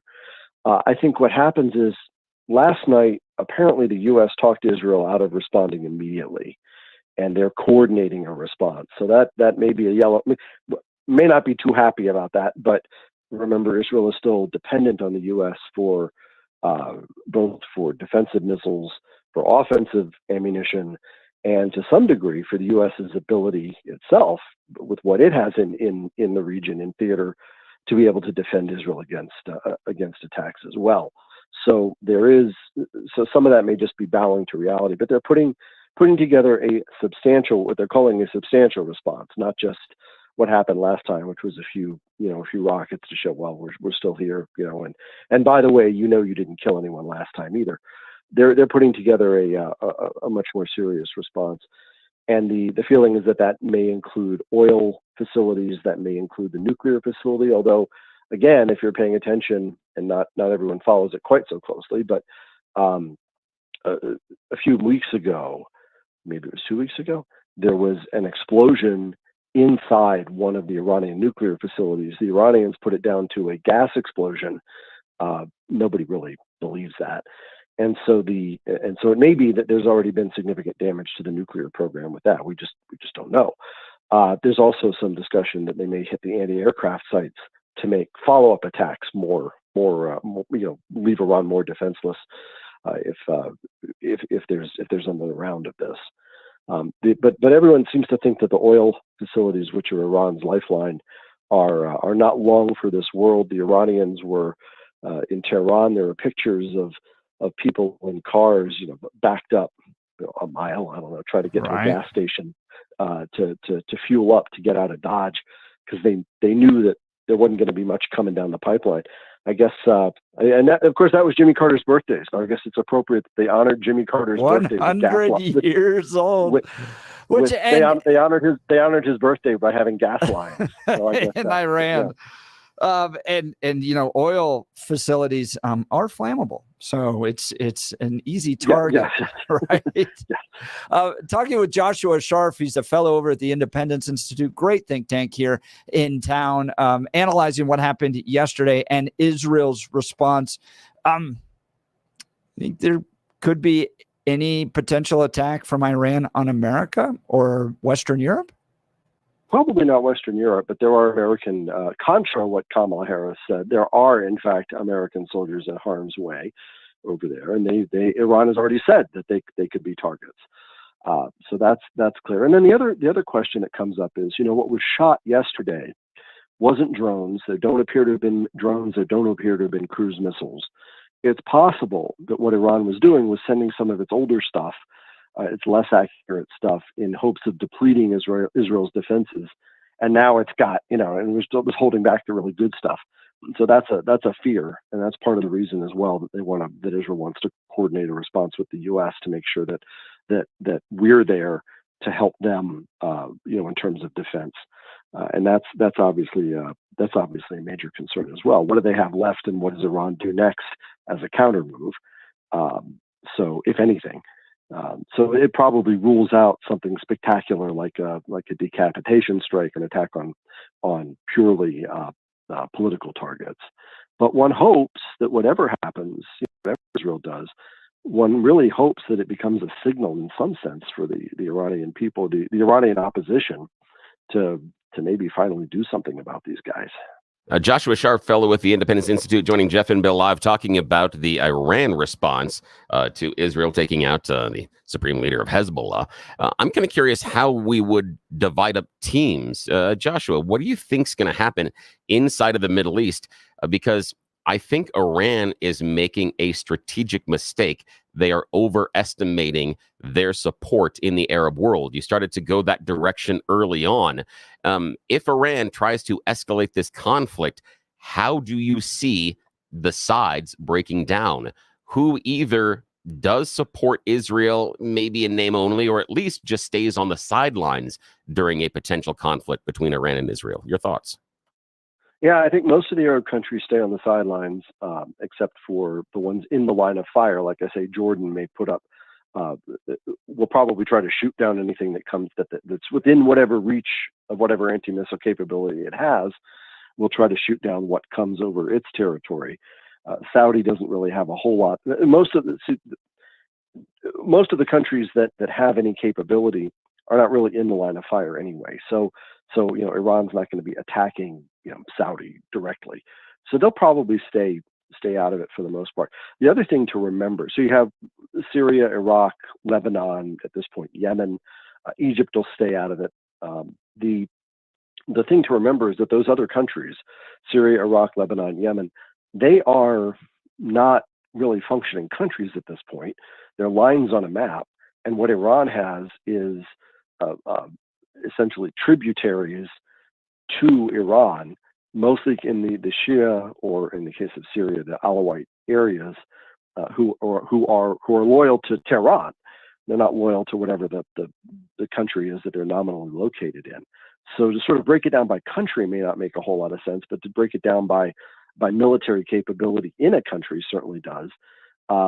Syria probably has some launchers located there. Iraq is probably more concerned with targeting the Syrian, the Iranian loyalists in Iraq are probably more interested in hitting whatever U.S. targets are there. Lebanon is already fully engaged, so whatever's going on there is going to continue going on there, and then the Houthis are going to continue firing missiles. One of the things that the Israelis did the other day, again, that kind of was quieter, was they hit a major oil facility again in a more substantial way in Yemen. The idea to prevent the Iranians from delivering more missiles to the Houthis. So, what the people who really have the capability of putting an end to that are the U.S. And what's been dismaying, of course, is the U.S.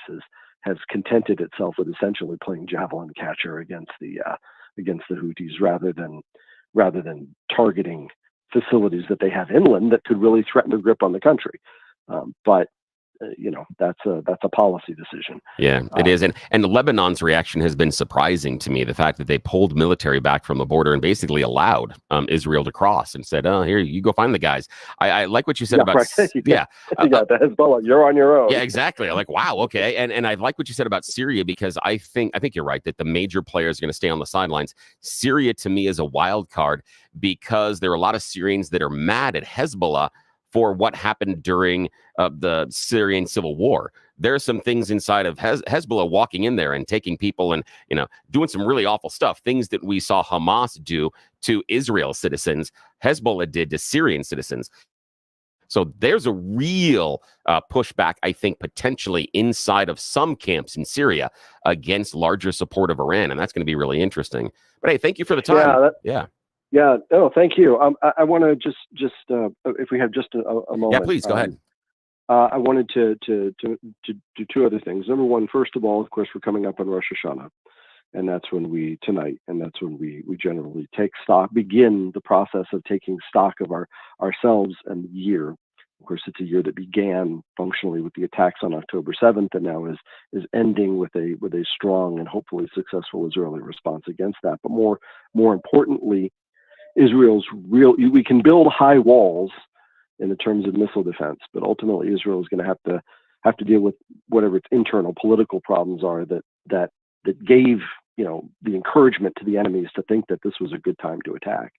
And so hopefully there'll be a little bit of internal assessment that will happen there, and make the country stronger as a result in that way. The other thing is, if anyone is looking for organizations to give to, I have two suggestions.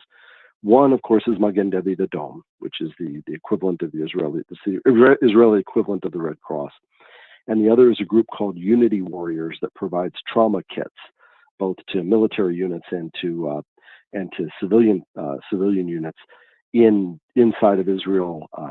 Against so that when people are attacked, this is the first line of medical assistance, and those have saved many lives. So Unity Warriors and Magen David Adom, two good places to give if people are looking for a place to donate. Joshua Scharf, fellow with the Independence Institute, providing analysis for us on the attack that took place by Iran yesterday. Nearly 200 ballistic missiles sent towards Israel. Joshua, thank you so very much for taking time to join the Jeff and Bill Show. Thank you. Thank you very much, and I really appreciate the time. Look, in a second, we're going to host Rabbi Hillel Goldberg of Intermountain Jewish News as well to get his insights on that. So you're going to want to stick with us. But if you're dealing with that joint pain, you don't have to keep living with it. Real lasting relief is possible with the help from QC Kinetics. People are getting their lives back, getting their mobility back, thanks to QC Kinetics. QC Kinetics is the nation's leader in cellular therapies that can revitalize your joints. I'm talking about advanced regenerative medicine using your own body's healing properties, highly concentrated and carefully placed in your achy joints. Back pain, shoulder pain, knee pain, these are cutting-edge treatments that require no surgery, no drugs, and no downtime. It's a quick in-office procedure that can get you moving again. These protocols have been developed by medical professionals and under the leadership of Dr. Mitchell Scheinkamp, a a former orthopedic surgeon and a pioneer in critical regenerative medicine. Listen, is arthritic joint pain keeping you from doing the things you love? Pain in your knees, hips, back, or shoulder? You owe it to yourself to learn more. Call QC Kinetics today for a free consultation. 303-900-8986. That's 303-900-8986 with locations in Aurora, Superior, Highlands Ranch, and Colorado Springs. We'll continue with the Jeff and Bill Show. Denver's talk leader, News Talk 710 KNUS. At this hour, I'm Christina Aguayo in Dallas, and here are your top stories.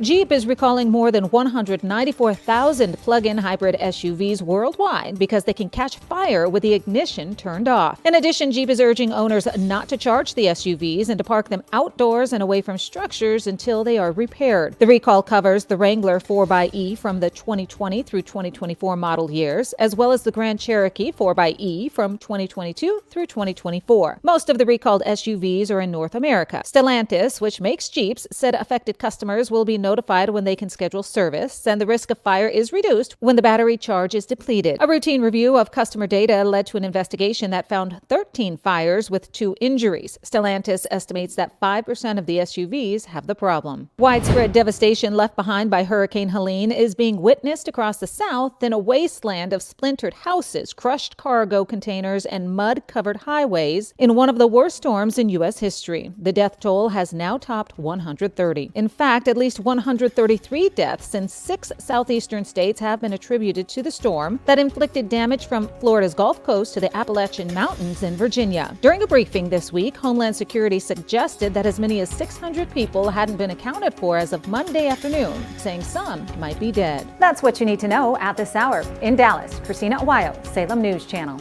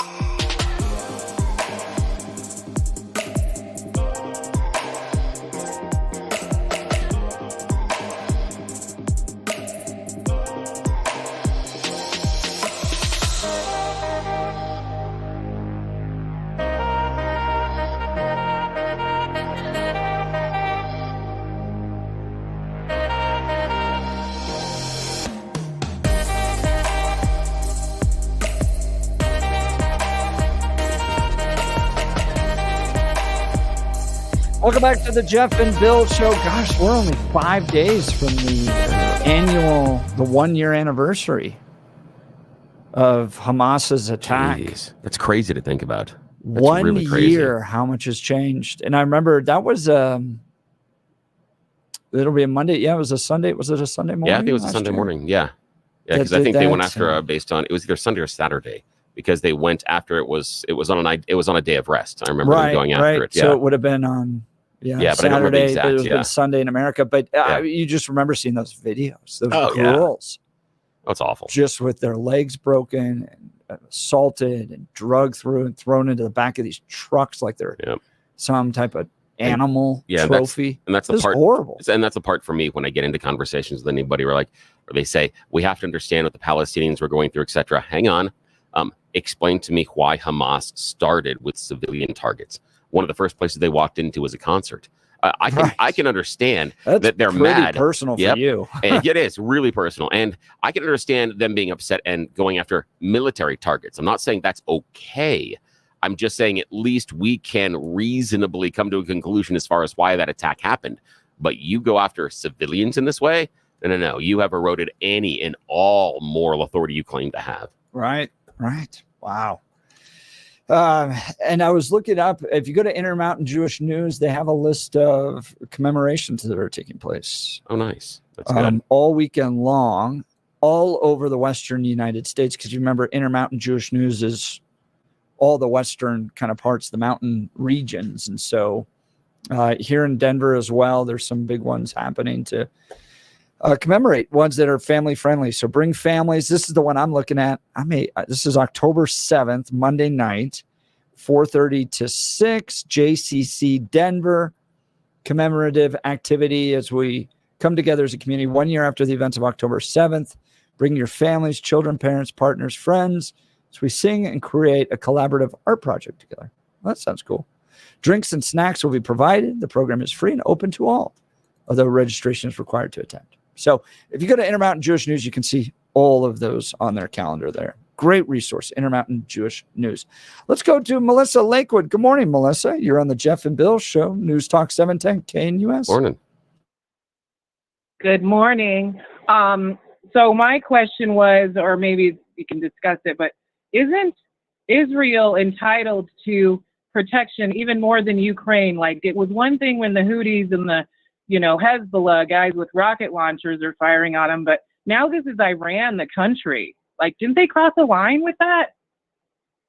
So why would you say they have more protection? What didn't Russia cross a line with Ukraine? Israel and NATO? Isn't Israel and NATO? I don't and think Ukraine so. isn't. Is Israel and NATO? I don't think they are. I have to think about that for a sec. Give me a sec. Yeah.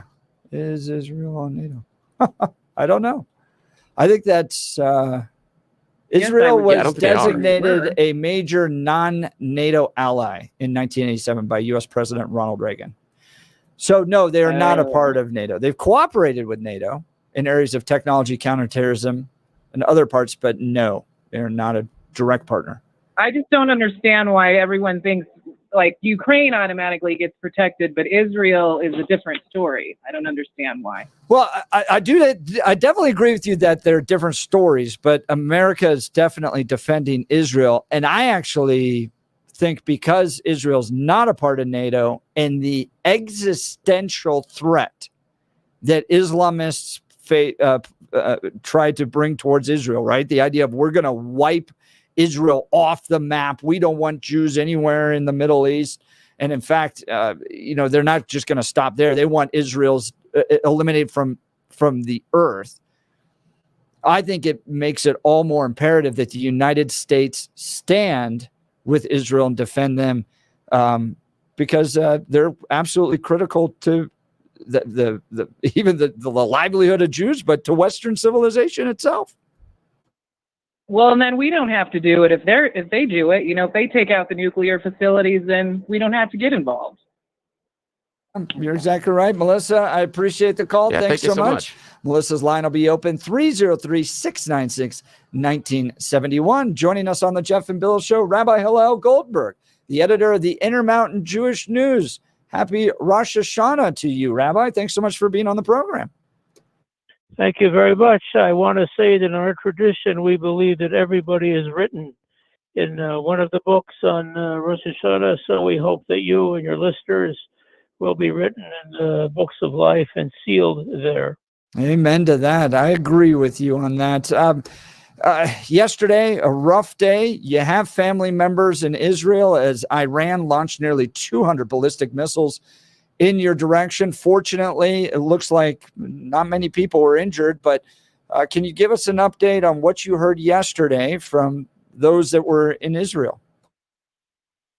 Well, my son was in a bomb shelter, and he left, and there must have been some instruction to leave. He goes outside, looks up in the sky, sees all these missiles, and runs right back to the bomb shelter. That's one son.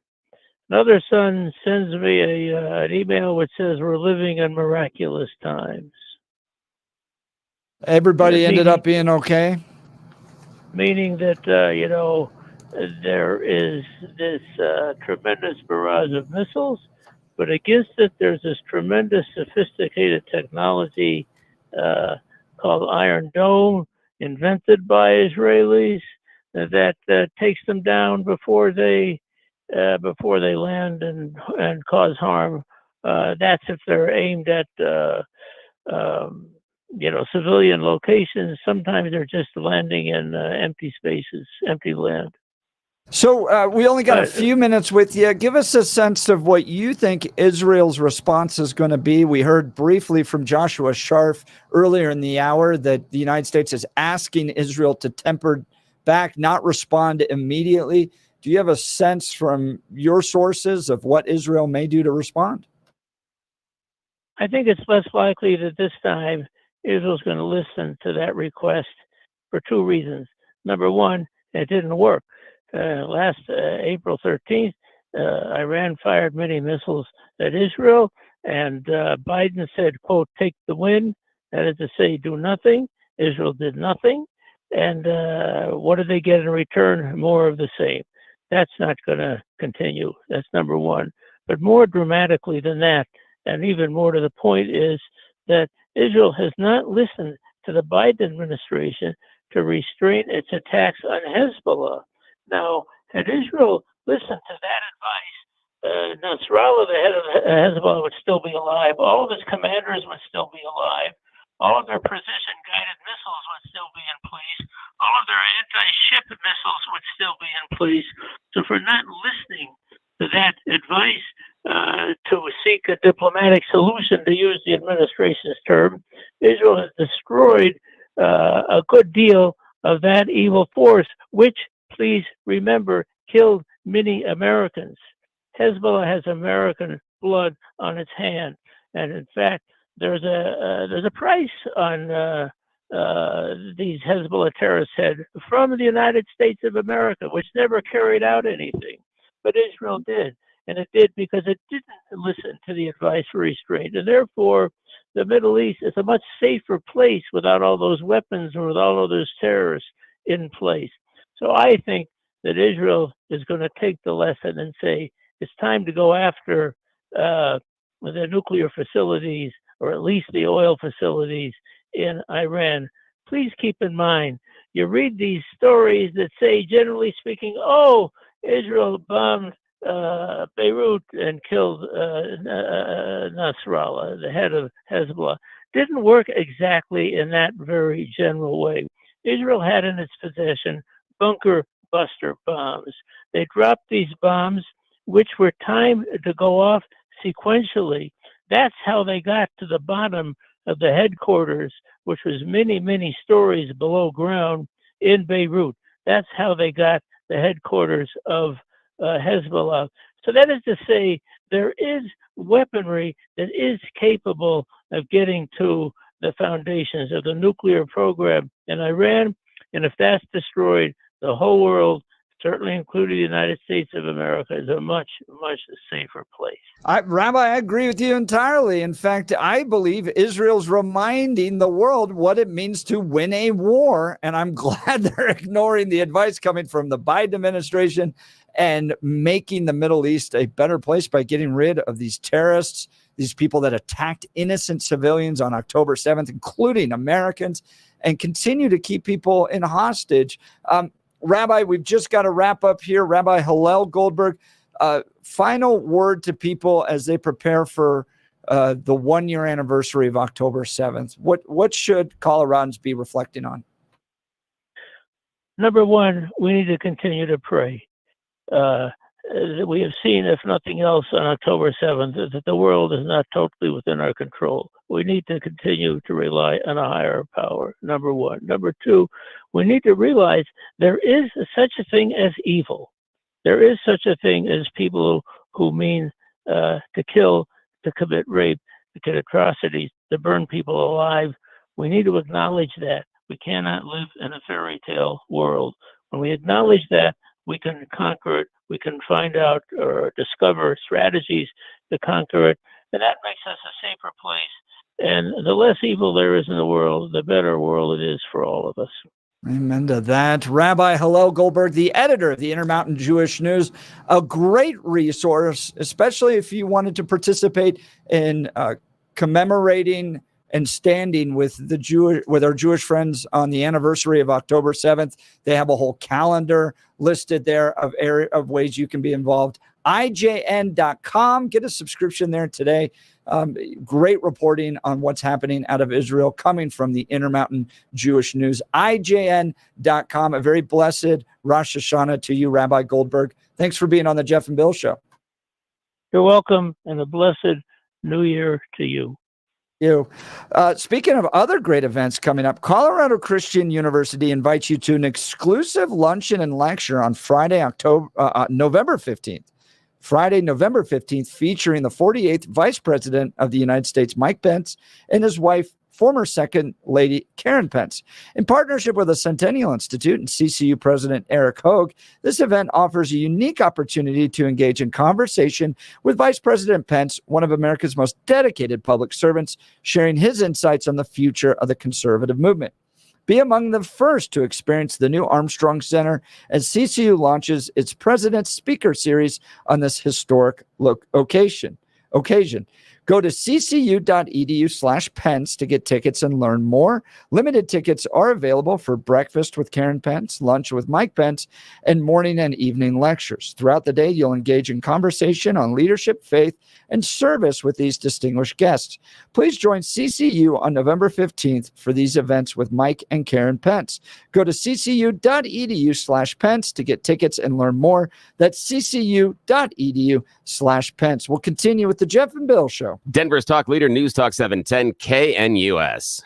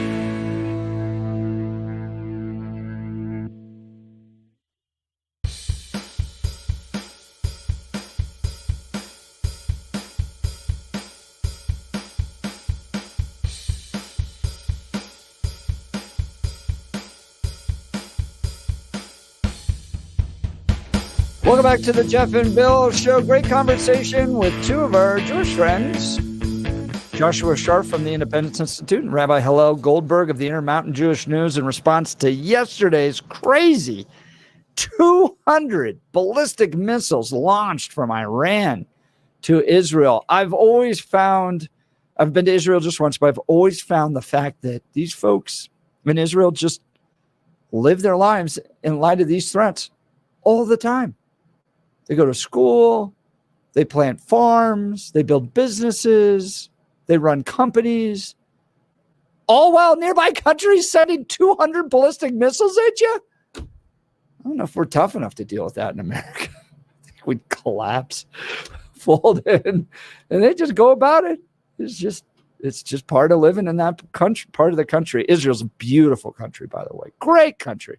If you've never had a chance to go there, you got to get there at some point. Once this all tempers down, it'll remind you a lot of America. And in fact, in many ways, they're a lot more patriotic than even we are here. None of that woke mind virus happening over there in Israel. They're a beautiful, great country. We'll continue the conversation about last night's debate. You're listening to The Jeff and Bill Show. Denver's talk leader, News Talk 710, KNUS.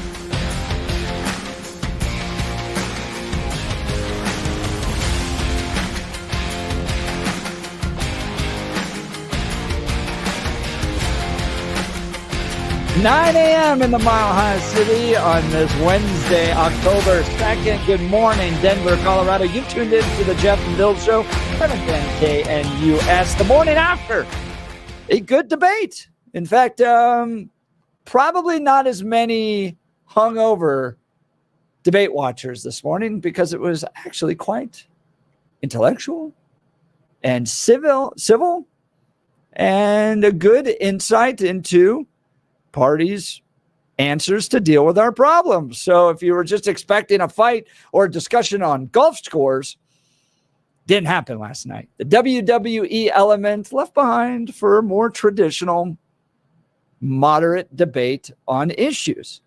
Clearly, from my perspective, I think J.D. Vance won, did a great job, set up the Trump operation well to finish. And, Walz wasn't a total disaster, but obviously more nervous, over-prepared, doesn't have the experience dealing with the media, and fumbled out there a little bit, probably not sending the best message with regards to Harris Walz that they're ready to lead.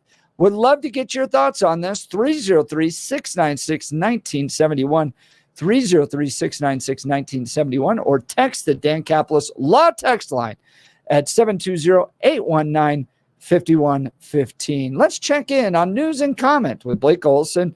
Blake, I know where you landed on this one.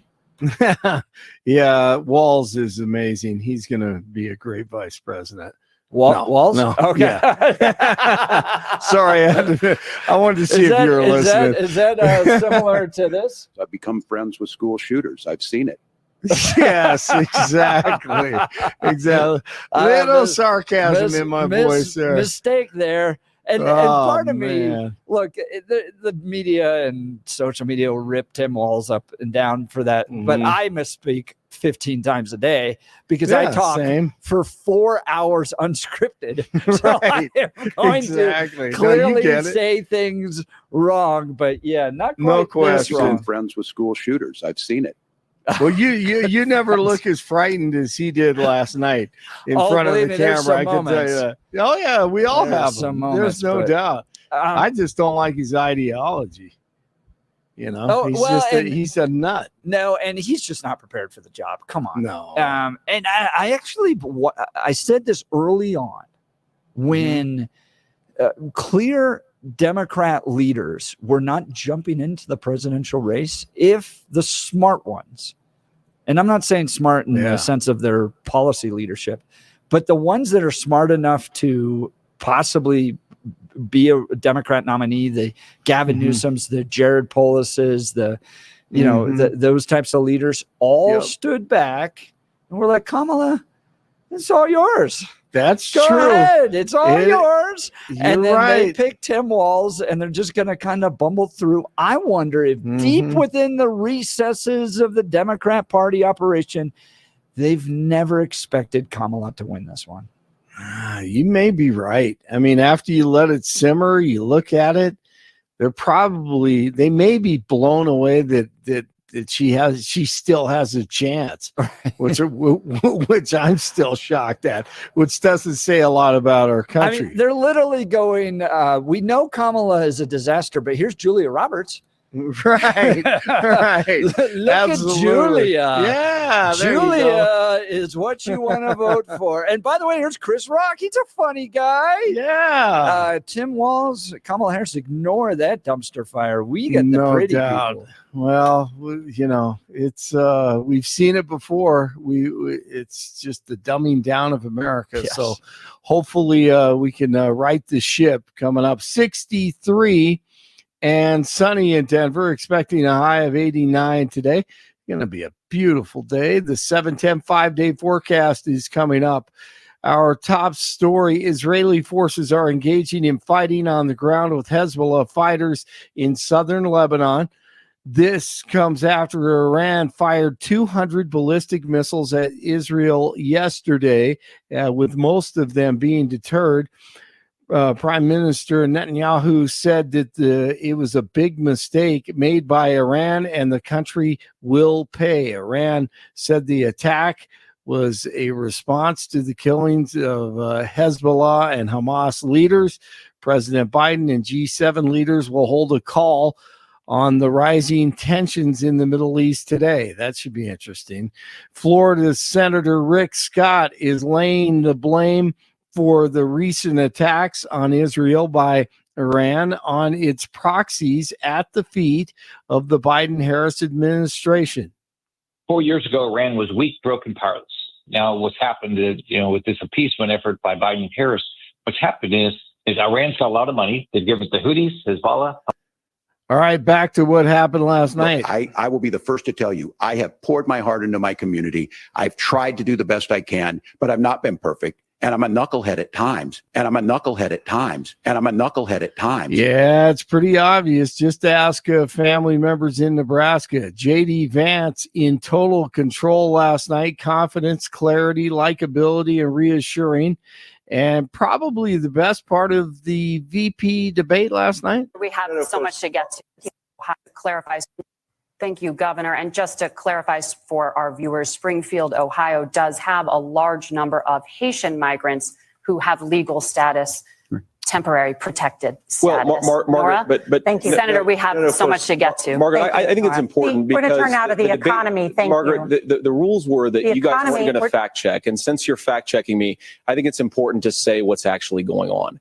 So there's an application called the CBP One app, where you can go on as an illegal migrant, apply for asylum or apply for parole, and be granted legal status at the wave of a Kamala Harris open border wand. That is not a person coming in, applying for a green card and waiting for 10 years. That Thank is you, the Senator. facilitation of illegal immigration, Margaret, by Thank our you, own Senator, for leadership. describing the legal. That's how you fact check them. Fact check them. That I'm actually, how I design shirts about Kyle Clark, and Yes. he even tweets about him. I don't Uh-huh. know if you saw that the other day. He's No, I now, didn't see that one. he's designing his own shirts now because Is we've been messing with him. I'm going to design a shirt and put it up on Twitter right now that says "Fact Check Kyle Clark." I love it. Let's go. Let's just you got to fact check the media if you're a conservative. No you got to doubt. walk into a room That's right. and take on all three people. That's the only way to do it. What colors do you have them in? I don't know. I think she's doing it. I like red with white lettering. We'll do I think that I one. look good. All right. Fact Sounds check good. Kyle Clark. Trimmed in blue. Yeah, I like that, man. All right. Here's what CNN had to say. I think there was a clear lack of preparation and execution here I on think Walz's that part. I think actually it's the opposite. I think he had too much preparation. Maybe, He yeah. had so many lines that he was clearly trying to say that he didn't listen and said when J.D. Vance said one of the many things he really hit Kamala Harris on, not Tim Walz, but Kamala Harris, he didn't respond because he clearly had things in his mind. Yeah, I agree with that. Rescue teams still searching for survivors in North Carolina towns devastated by flooding from Hurricane Helene. FEMA rescue teams from around the country helping North Carolina National Guard locate stranded people in the flooded mountain towns in the western part of the state. And state officials say over 500 people have been rescued so far. Elon Musk has agreed to use dozens of Starlink receivers and terminals to help residents in North Carolina regain access to the internet. The Biden administration is supporting U.S. dock workers on day 2 of the major union strike. The strike by the International Longshoremen's Association is blocking everything from food to vehicle shipments at ports from Maine to Texas. From Television City in Hollywood. And the great actor John Amos has passed away at the age of 84. He was known for his roles in Good Times, The Mary Tyler Moore Show, Coming to America, and The West Wing. He received an Emmy nomination for his performance in 1977 for the mini series on ABC called Roots, and died of natural causes. He played football at Colorado State University and lived in West Cliff, Colorado for a period of his life. 60 in Centennial, 61 in Westminster, 63 in Denver. Jeff and Bill continue on Wednesday. Blake Olson News Talk 710 KNUS. Mostly sunny, dry days, mostly clear, cool nights, and temperatures that'll be bouncing up and down a little bit here in Denver between now and the end of the weekend, but still no precipitation coming. Very warm today. Highs in the upper 80s, lows tonight near 50. Cooler tomorrow. Temperatures back down into the 70s, but then into the 80s, dry and sunny Friday through Sunday. Weather sponsored by branchplanning.com. Secure your future retirement with a reliable income stream. Annuities can provide guaranteed payments, giving you peace of mind. Get your complimentary review at branchplanning.com or call 303-219-0088. Meteorologist Don Day in the 710 KNUS Weather Center.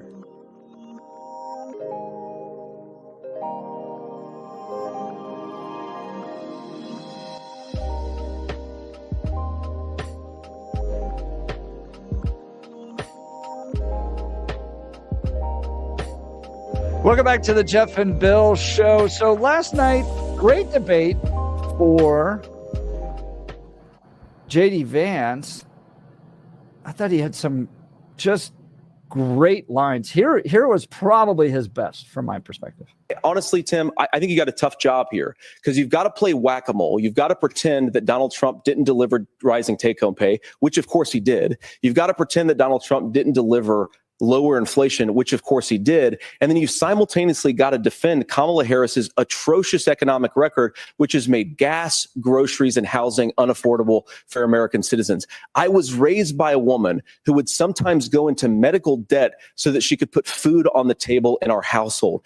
I know what it's like to not be able to afford the things that you need to afford. We can do so much better. To all of you watching, we can get back to an America that's affordable again. We just got to get back to common sense economic principles. Man, that was so direct to the people. It was so clear. He didn't stumble through. I stumbled through my own words. He was brilliant last night. I think that was his best moment. Compared this with Tim Walz. Kamala Harris is bringing us a new way forward.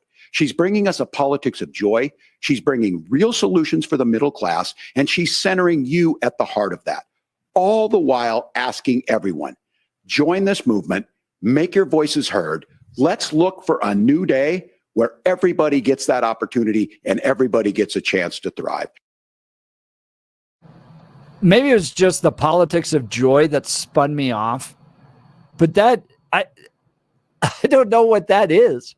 What is a politics of joy in midst of all the challenges that we're facing here? Give me a call and tell me what the politics of joy is. 303-696-1971 or text the show on the Dan Caplis Law text line at 720-819-5115. Now, Bill, I'm going to give a little caveat on what happened last night. So tactically, J.D. Vance was brilliant, communicative, looked good, peered through that camera with those steely blue eyes that got all the hearts of the young ladies in America pitter-pattering away. He was brilliant. He did fantastic. But as a conservative policy guy, he was tacked a little bit to the moderate side, and I get what they're doing. I understand. They're 30 days out, and they are seeking to win over the last vestiges of independent voters. But there were a few things where I'm just like, give a good conservative answer, and he gave a nice moderate answer. Senator, do you support a national paid leave program? And if so, for how long should employers be mandated to pay their employees while they are home taking care of their newborn? You have 2 minutes. Yeah, well, first of all, Margaret, a number of my Republican colleagues and some Democrats, too, have worked on this issue. And I think there is a bipartisan solution here because a lot of us care about this issue. I mean, look, I speak from this very personally because I'm married to a beautiful woman who's an incredible mother to our 3 beautiful kids, but is also a very, very brilliant corporate litigator. And I'm so proud of her. But being a working mom, even for somebody with all of the advantages of my wife, is extraordinarily difficult. And it's not just difficult from a policy perspective. She actually had access to paid family leave because she worked for a bigger company, but the cultural pressure on young families and especially young women, I think makes it really hard for people to choose the family model they want. A lot of young women would like to go back to work immediately. Some would like to spend a little time home with the kids. Some would like to spend longer at home with the kids. We should have a family care model that makes choice possible. And I think this is a very important substantive difference between Donald Trump and Kamala Harris's approach. I mean, look, if you look at the federal programs that we have that support paid family leave right now, the Community Development Block Grant, and there's another block grant program that spends a lot of money from the federal government. These programs only go to one kind of childcare model. Let's say you'd like your church maybe to help you out with childcare. Maybe you live in a rural area or an urban area and you'd like to get together with families in your neighborhood to provide childcare in the way that makes the most sense. You don't get access to any of these federal monies. We want to promote choice in how we deliver family care and how we promote childcare, because look, it is unacceptable. And, of course, Tim and I have been on the campaign trail a lot the past 7 or 8 weeks. And one of the biggest complaints I hear from young families is people who feel like they don't have options, like they're choosing between going to work or taking care for their kids. That is an incredible burden to put on American families. We're the only country that does it. I think we could do a heck of a lot better. All right. So if you're a moderate independent, that is a great answer. That is a beautiful answer about choice and options and block grants and all that good stuff. And man, I think that probably connected. As a campaign strategist, I'm clapping. JD Vance, great job.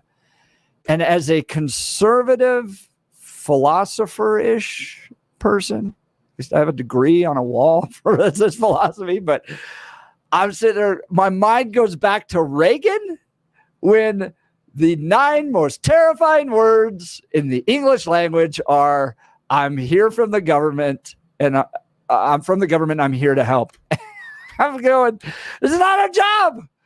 It's not our job. I'm sorry that it is expensive for childcare. It is not the government's job. Every time the government gets into anything, it gets crappier and more expensive.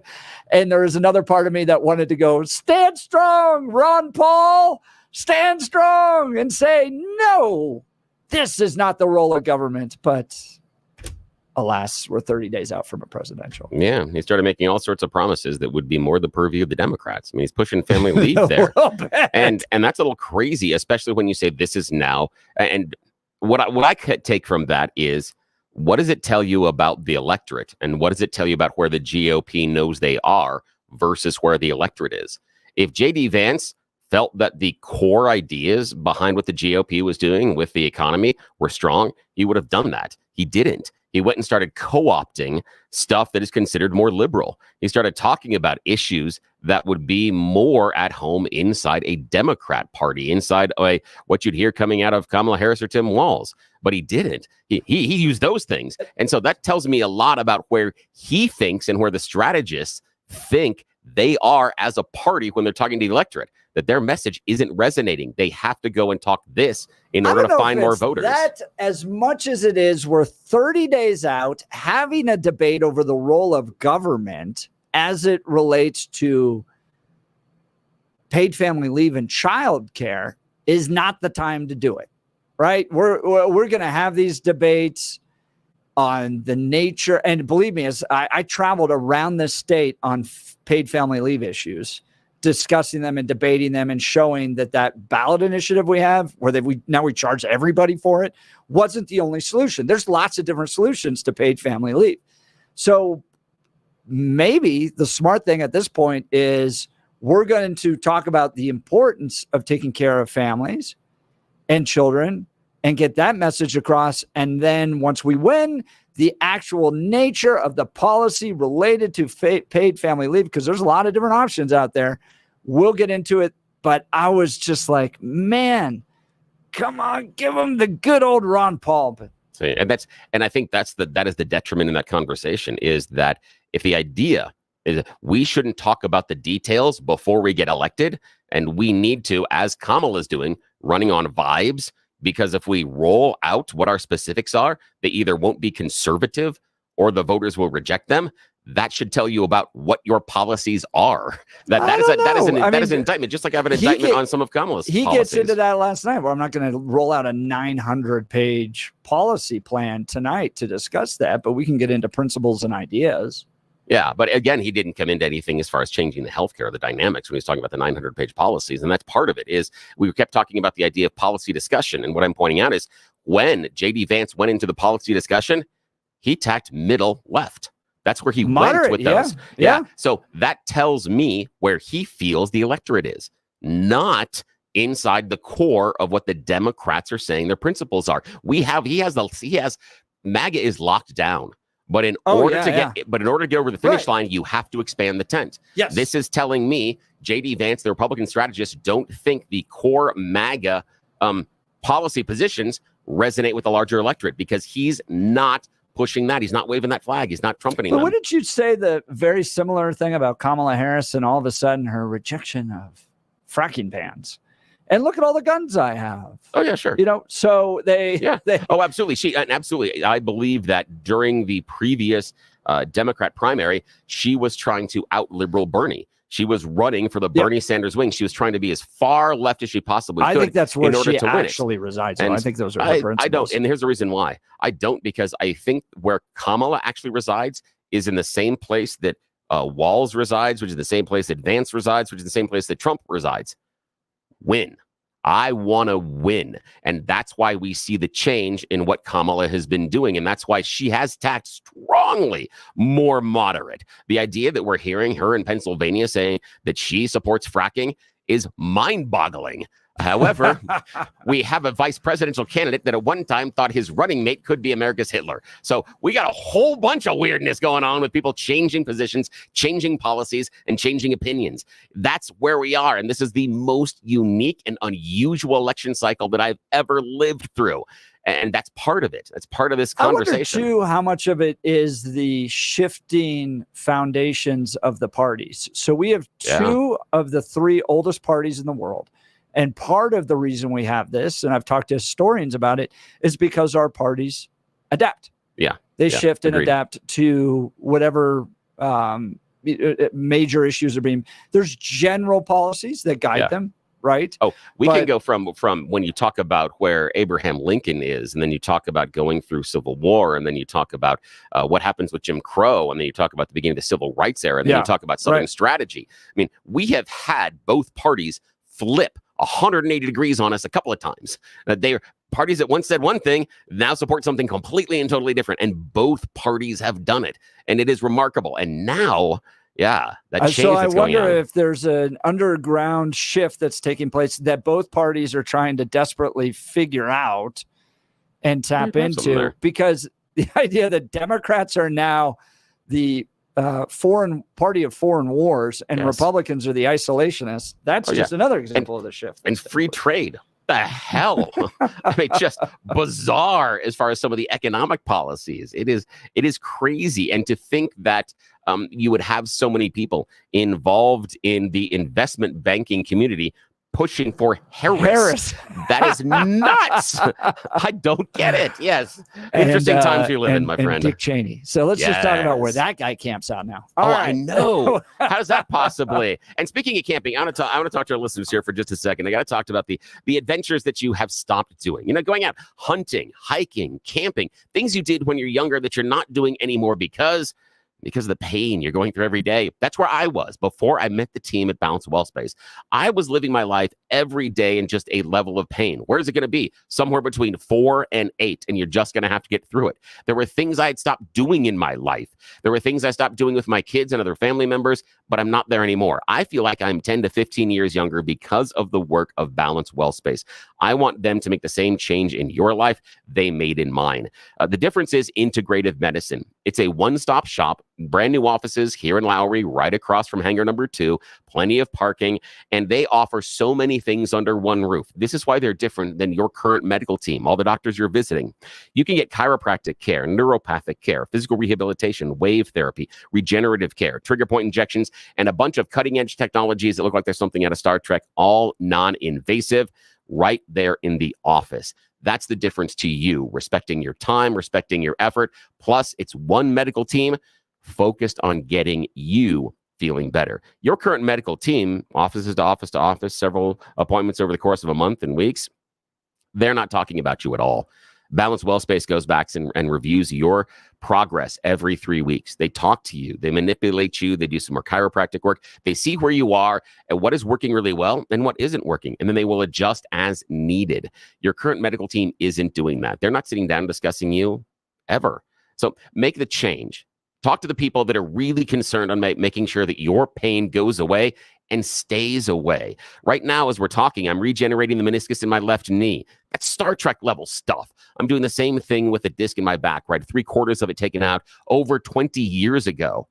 Now, I don't have the numbness. I don't have the pain, the tingling. I've got the strength that I haven't had in years. Talk to Dr. Julie, Dr. Jess, the team over at Balance Wellspace. Have them make this remarkable change in your life as well. That pain you're living in doesn't have to be that way, but it can't stop until you talk to Balance Wellspace. BalanceWellspace.com. BalanceWellspace.com. Let them make the same difference in your life they are making in mine. I trust them, and you can too. And when you contact them, do us a favor. Tell them you heard about them here on the Jeff and Bill Show. Helps us out. Great to hear that, Bill. We'll continue with your calls and texts. You're listening to the Jeff and Bill Show. Denver's talk leader, News Talk 710 KM.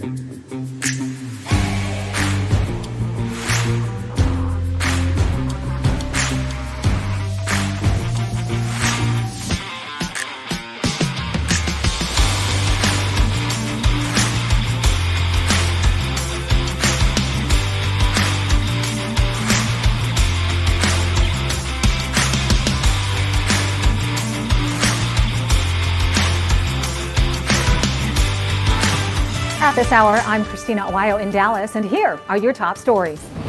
Jeep is recalling more than 194,000 plug-in hybrid SUVs worldwide because they can catch fire with the ignition turned off. In addition, Jeep is urging owners not to charge the SUVs and to park them outdoors and away from structures until they are repaired. The recall covers the Wrangler 4xE from the 2020 through 2024 model years, as well as the Grand Cherokee 4xE from 2022 through 2024. Most of the recalled SUVs are in North America. Stellantis, which makes Jeeps, said affected customers will be notified when they can schedule service, and the risk of fire is reduced when the battery charge is depleted. A routine review of customer data led to an investigation that found 13 fires with 2 injuries. Stellantis estimates that 5% of the SUVs have the problem. Widespread devastation left behind by Hurricane Helene is being witnessed across the South in a wasteland of splintered houses, crushed cargo containers, and mud-covered highways in one of the worst storms in U.S. history. The death toll has now topped 130. In fact, at least 133 deaths in 6 southeastern states have been attributed to the storm that inflicted damage from Florida's Gulf Coast to the Appalachian Mountains in Virginia. During a briefing this week, Homeland Security suggested that as many as 600 people hadn't been accounted for as of Monday afternoon, saying some might be dead. That's what you need to know at this hour. In Dallas, Christina Owayo, Salem News Channel. Awesome on the economy and where the Biden-Harris administration has put us. How do you think he did on abortion? Here's one of his responses on it. You're free to disagree with me on this and explain this to me, but as I read the Minnesota law that you signed into law, the statute that you signed into law, it says that a doctor who presides over an abortion where the baby survives, the doctor is under no obligation to provide life-saving care to a baby who survives a botched late-term abortion. That is, I think, That's whether not you're true. pro-choice or pro-abortion, that is fundamentally barbaric. And that's why I use that word, Nora, is because some of what we've seen, do you want to force Catholic hospitals to perform abortions against their will? Because Kamala Harris has supported suing Catholic nuns to violate their freedom of conscience. We can be a big and diverse country where we respect people's freedom of conscience and make the country more pro-baby and pro-family. What do you think of his response? Look, I'm a life at conceptions guy. If I was on the debate as a guy who ran a conservative think tank for a Christian university for 8 years, I would be life all in at this point. Stop killing innocent children. And Vance takes a more nuanced approach in light of of our electorate. Do you see him as abandoning his pro-life principles, or do you see him tactically putting Tim Walz on the defensive regarding the extreme nature of the Democrats' position on abortion? Bill? See, my understanding of the law is that J.D. Vance is mischaracterizing it. He's using it as a broad brush, and that's not necessarily what it says. I believe, and again, I can totally be wrong. It'll just be the 17th time this morning, but it has to do with non-viable infants. And so the reason that the late-term abortion happens is that the infant is non-viable or there's something else going on.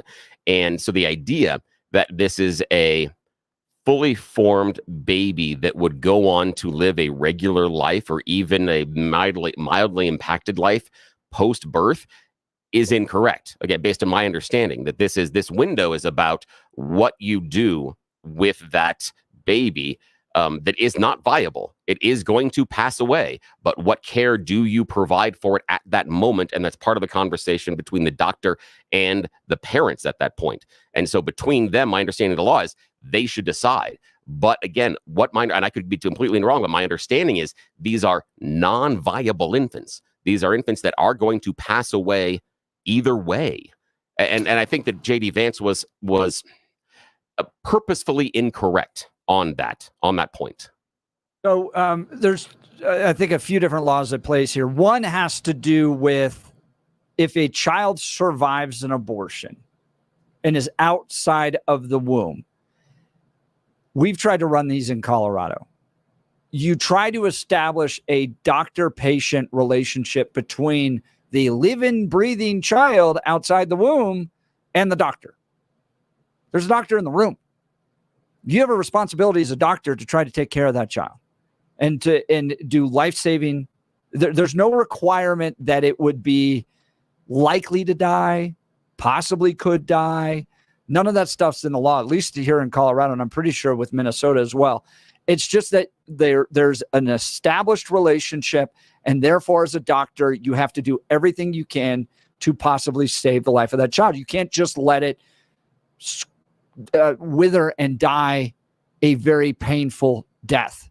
And these pro-choice states, Minnesota, Colorado, have refused to establish those doctor-patient relationships in law because they're so pro-abortion that because it's a failed abortion attempt, we're therefore going to allow.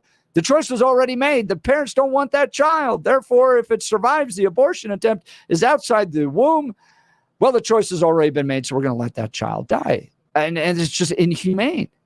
Well, and I understand that in the conditions as you described them, but the part that is left out of the conversation is the non-viable infant. And these are 1% of the abortions that happen, and that is the vast majority of them. These are not women who are, in most cases, there are some cases, but in the vast majority of this 1% of the abortions that take place, these are non-viable infants that for whatever reason, they're not developing a brainstem or something else has happened, and the baby is not going to live.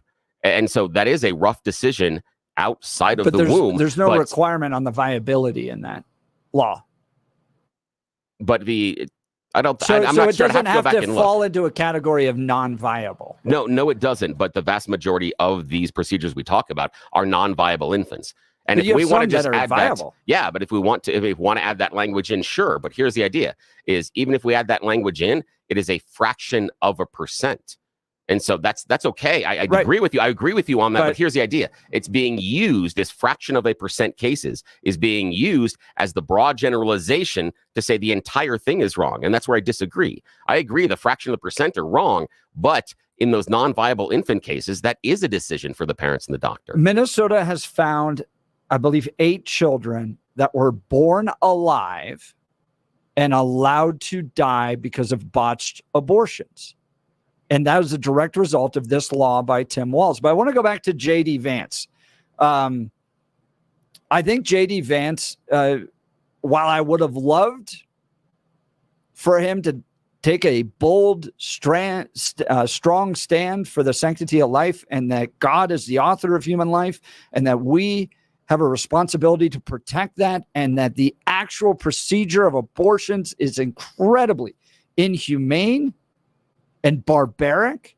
It's just the crushing of the skulls of children in the second trimester, the starving of nutrients in the first trimester, and just an outright death penalty to children in the third trimester. While I would have loved for him to stand there, I think he does a generally good job of taking on an issue where the culture's not with me. I understand that. That's the challenge JD faces. And doing a pretty good job of being pro-life, but not necessarily being where I am pro-life. Yeah, he did thread the needle very, very well, but it goes back to our previous conversation of what does it say when J.D. Vance has to go out there and take positions that are not part of the core GOP positions.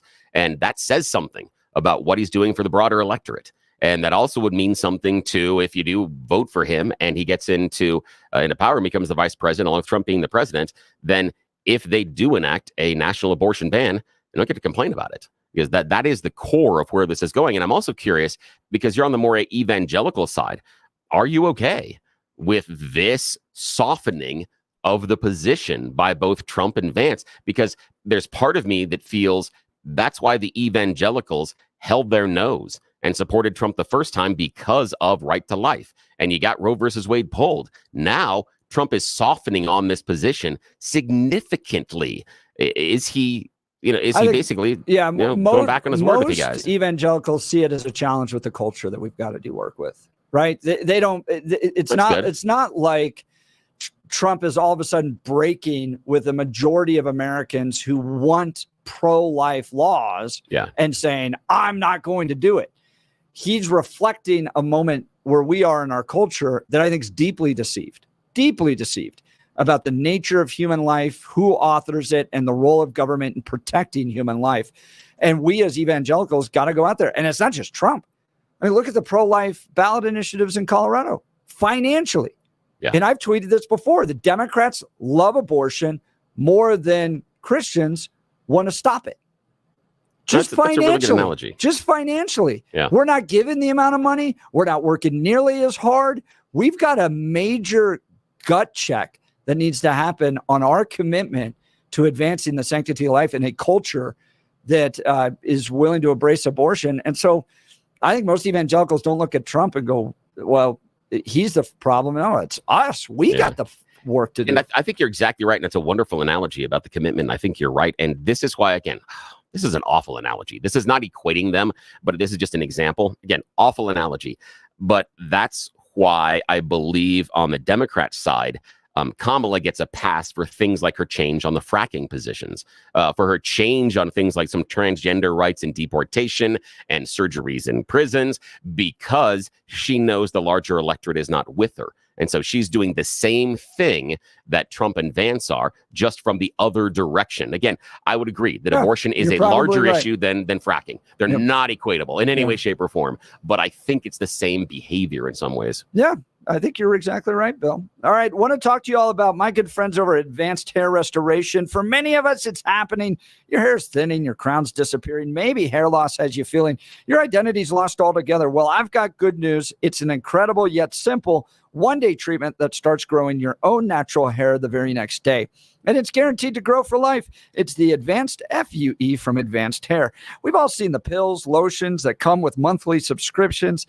They help retain what you have, but what if what you want is your own natural hair permanently in specific areas? From Advanced Hair state-of-the-art facilities to world-class Dr. Tanya Pauls, it's not maybe will your hair regrow. It's guaranteed that your new hair will grow. You decide how much, how thick, and where. It's why Advanced Hair is the winner of Westward's Best of Denver. For your free consultation, $250 off and 250 free hair grafts. Call 720-459-HAIR. That's 720-459-HAIR or advancedhair.com.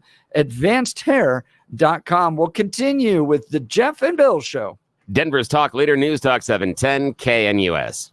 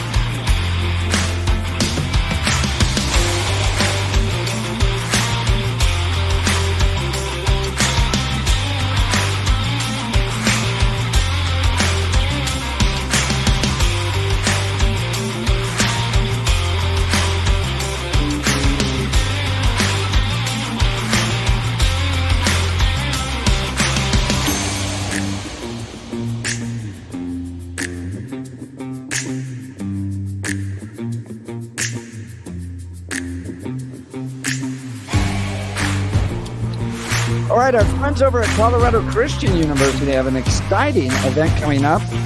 An exclusive luncheon and lecture on Friday, November 15th, featuring the 48th Vice President of the United States, Mike Pence, and his wife, former Second Lady, Karen Pence. In partnership with the Centennial Institute, CCU President Eric Oak, this event offers a unique opportunity to engage in conversations like President of America's most dedicated public servant, sharing his perspective on the future of the conservative movement. And the first is nuance on the CCU launches document is on the book. Please learn more. Limited are available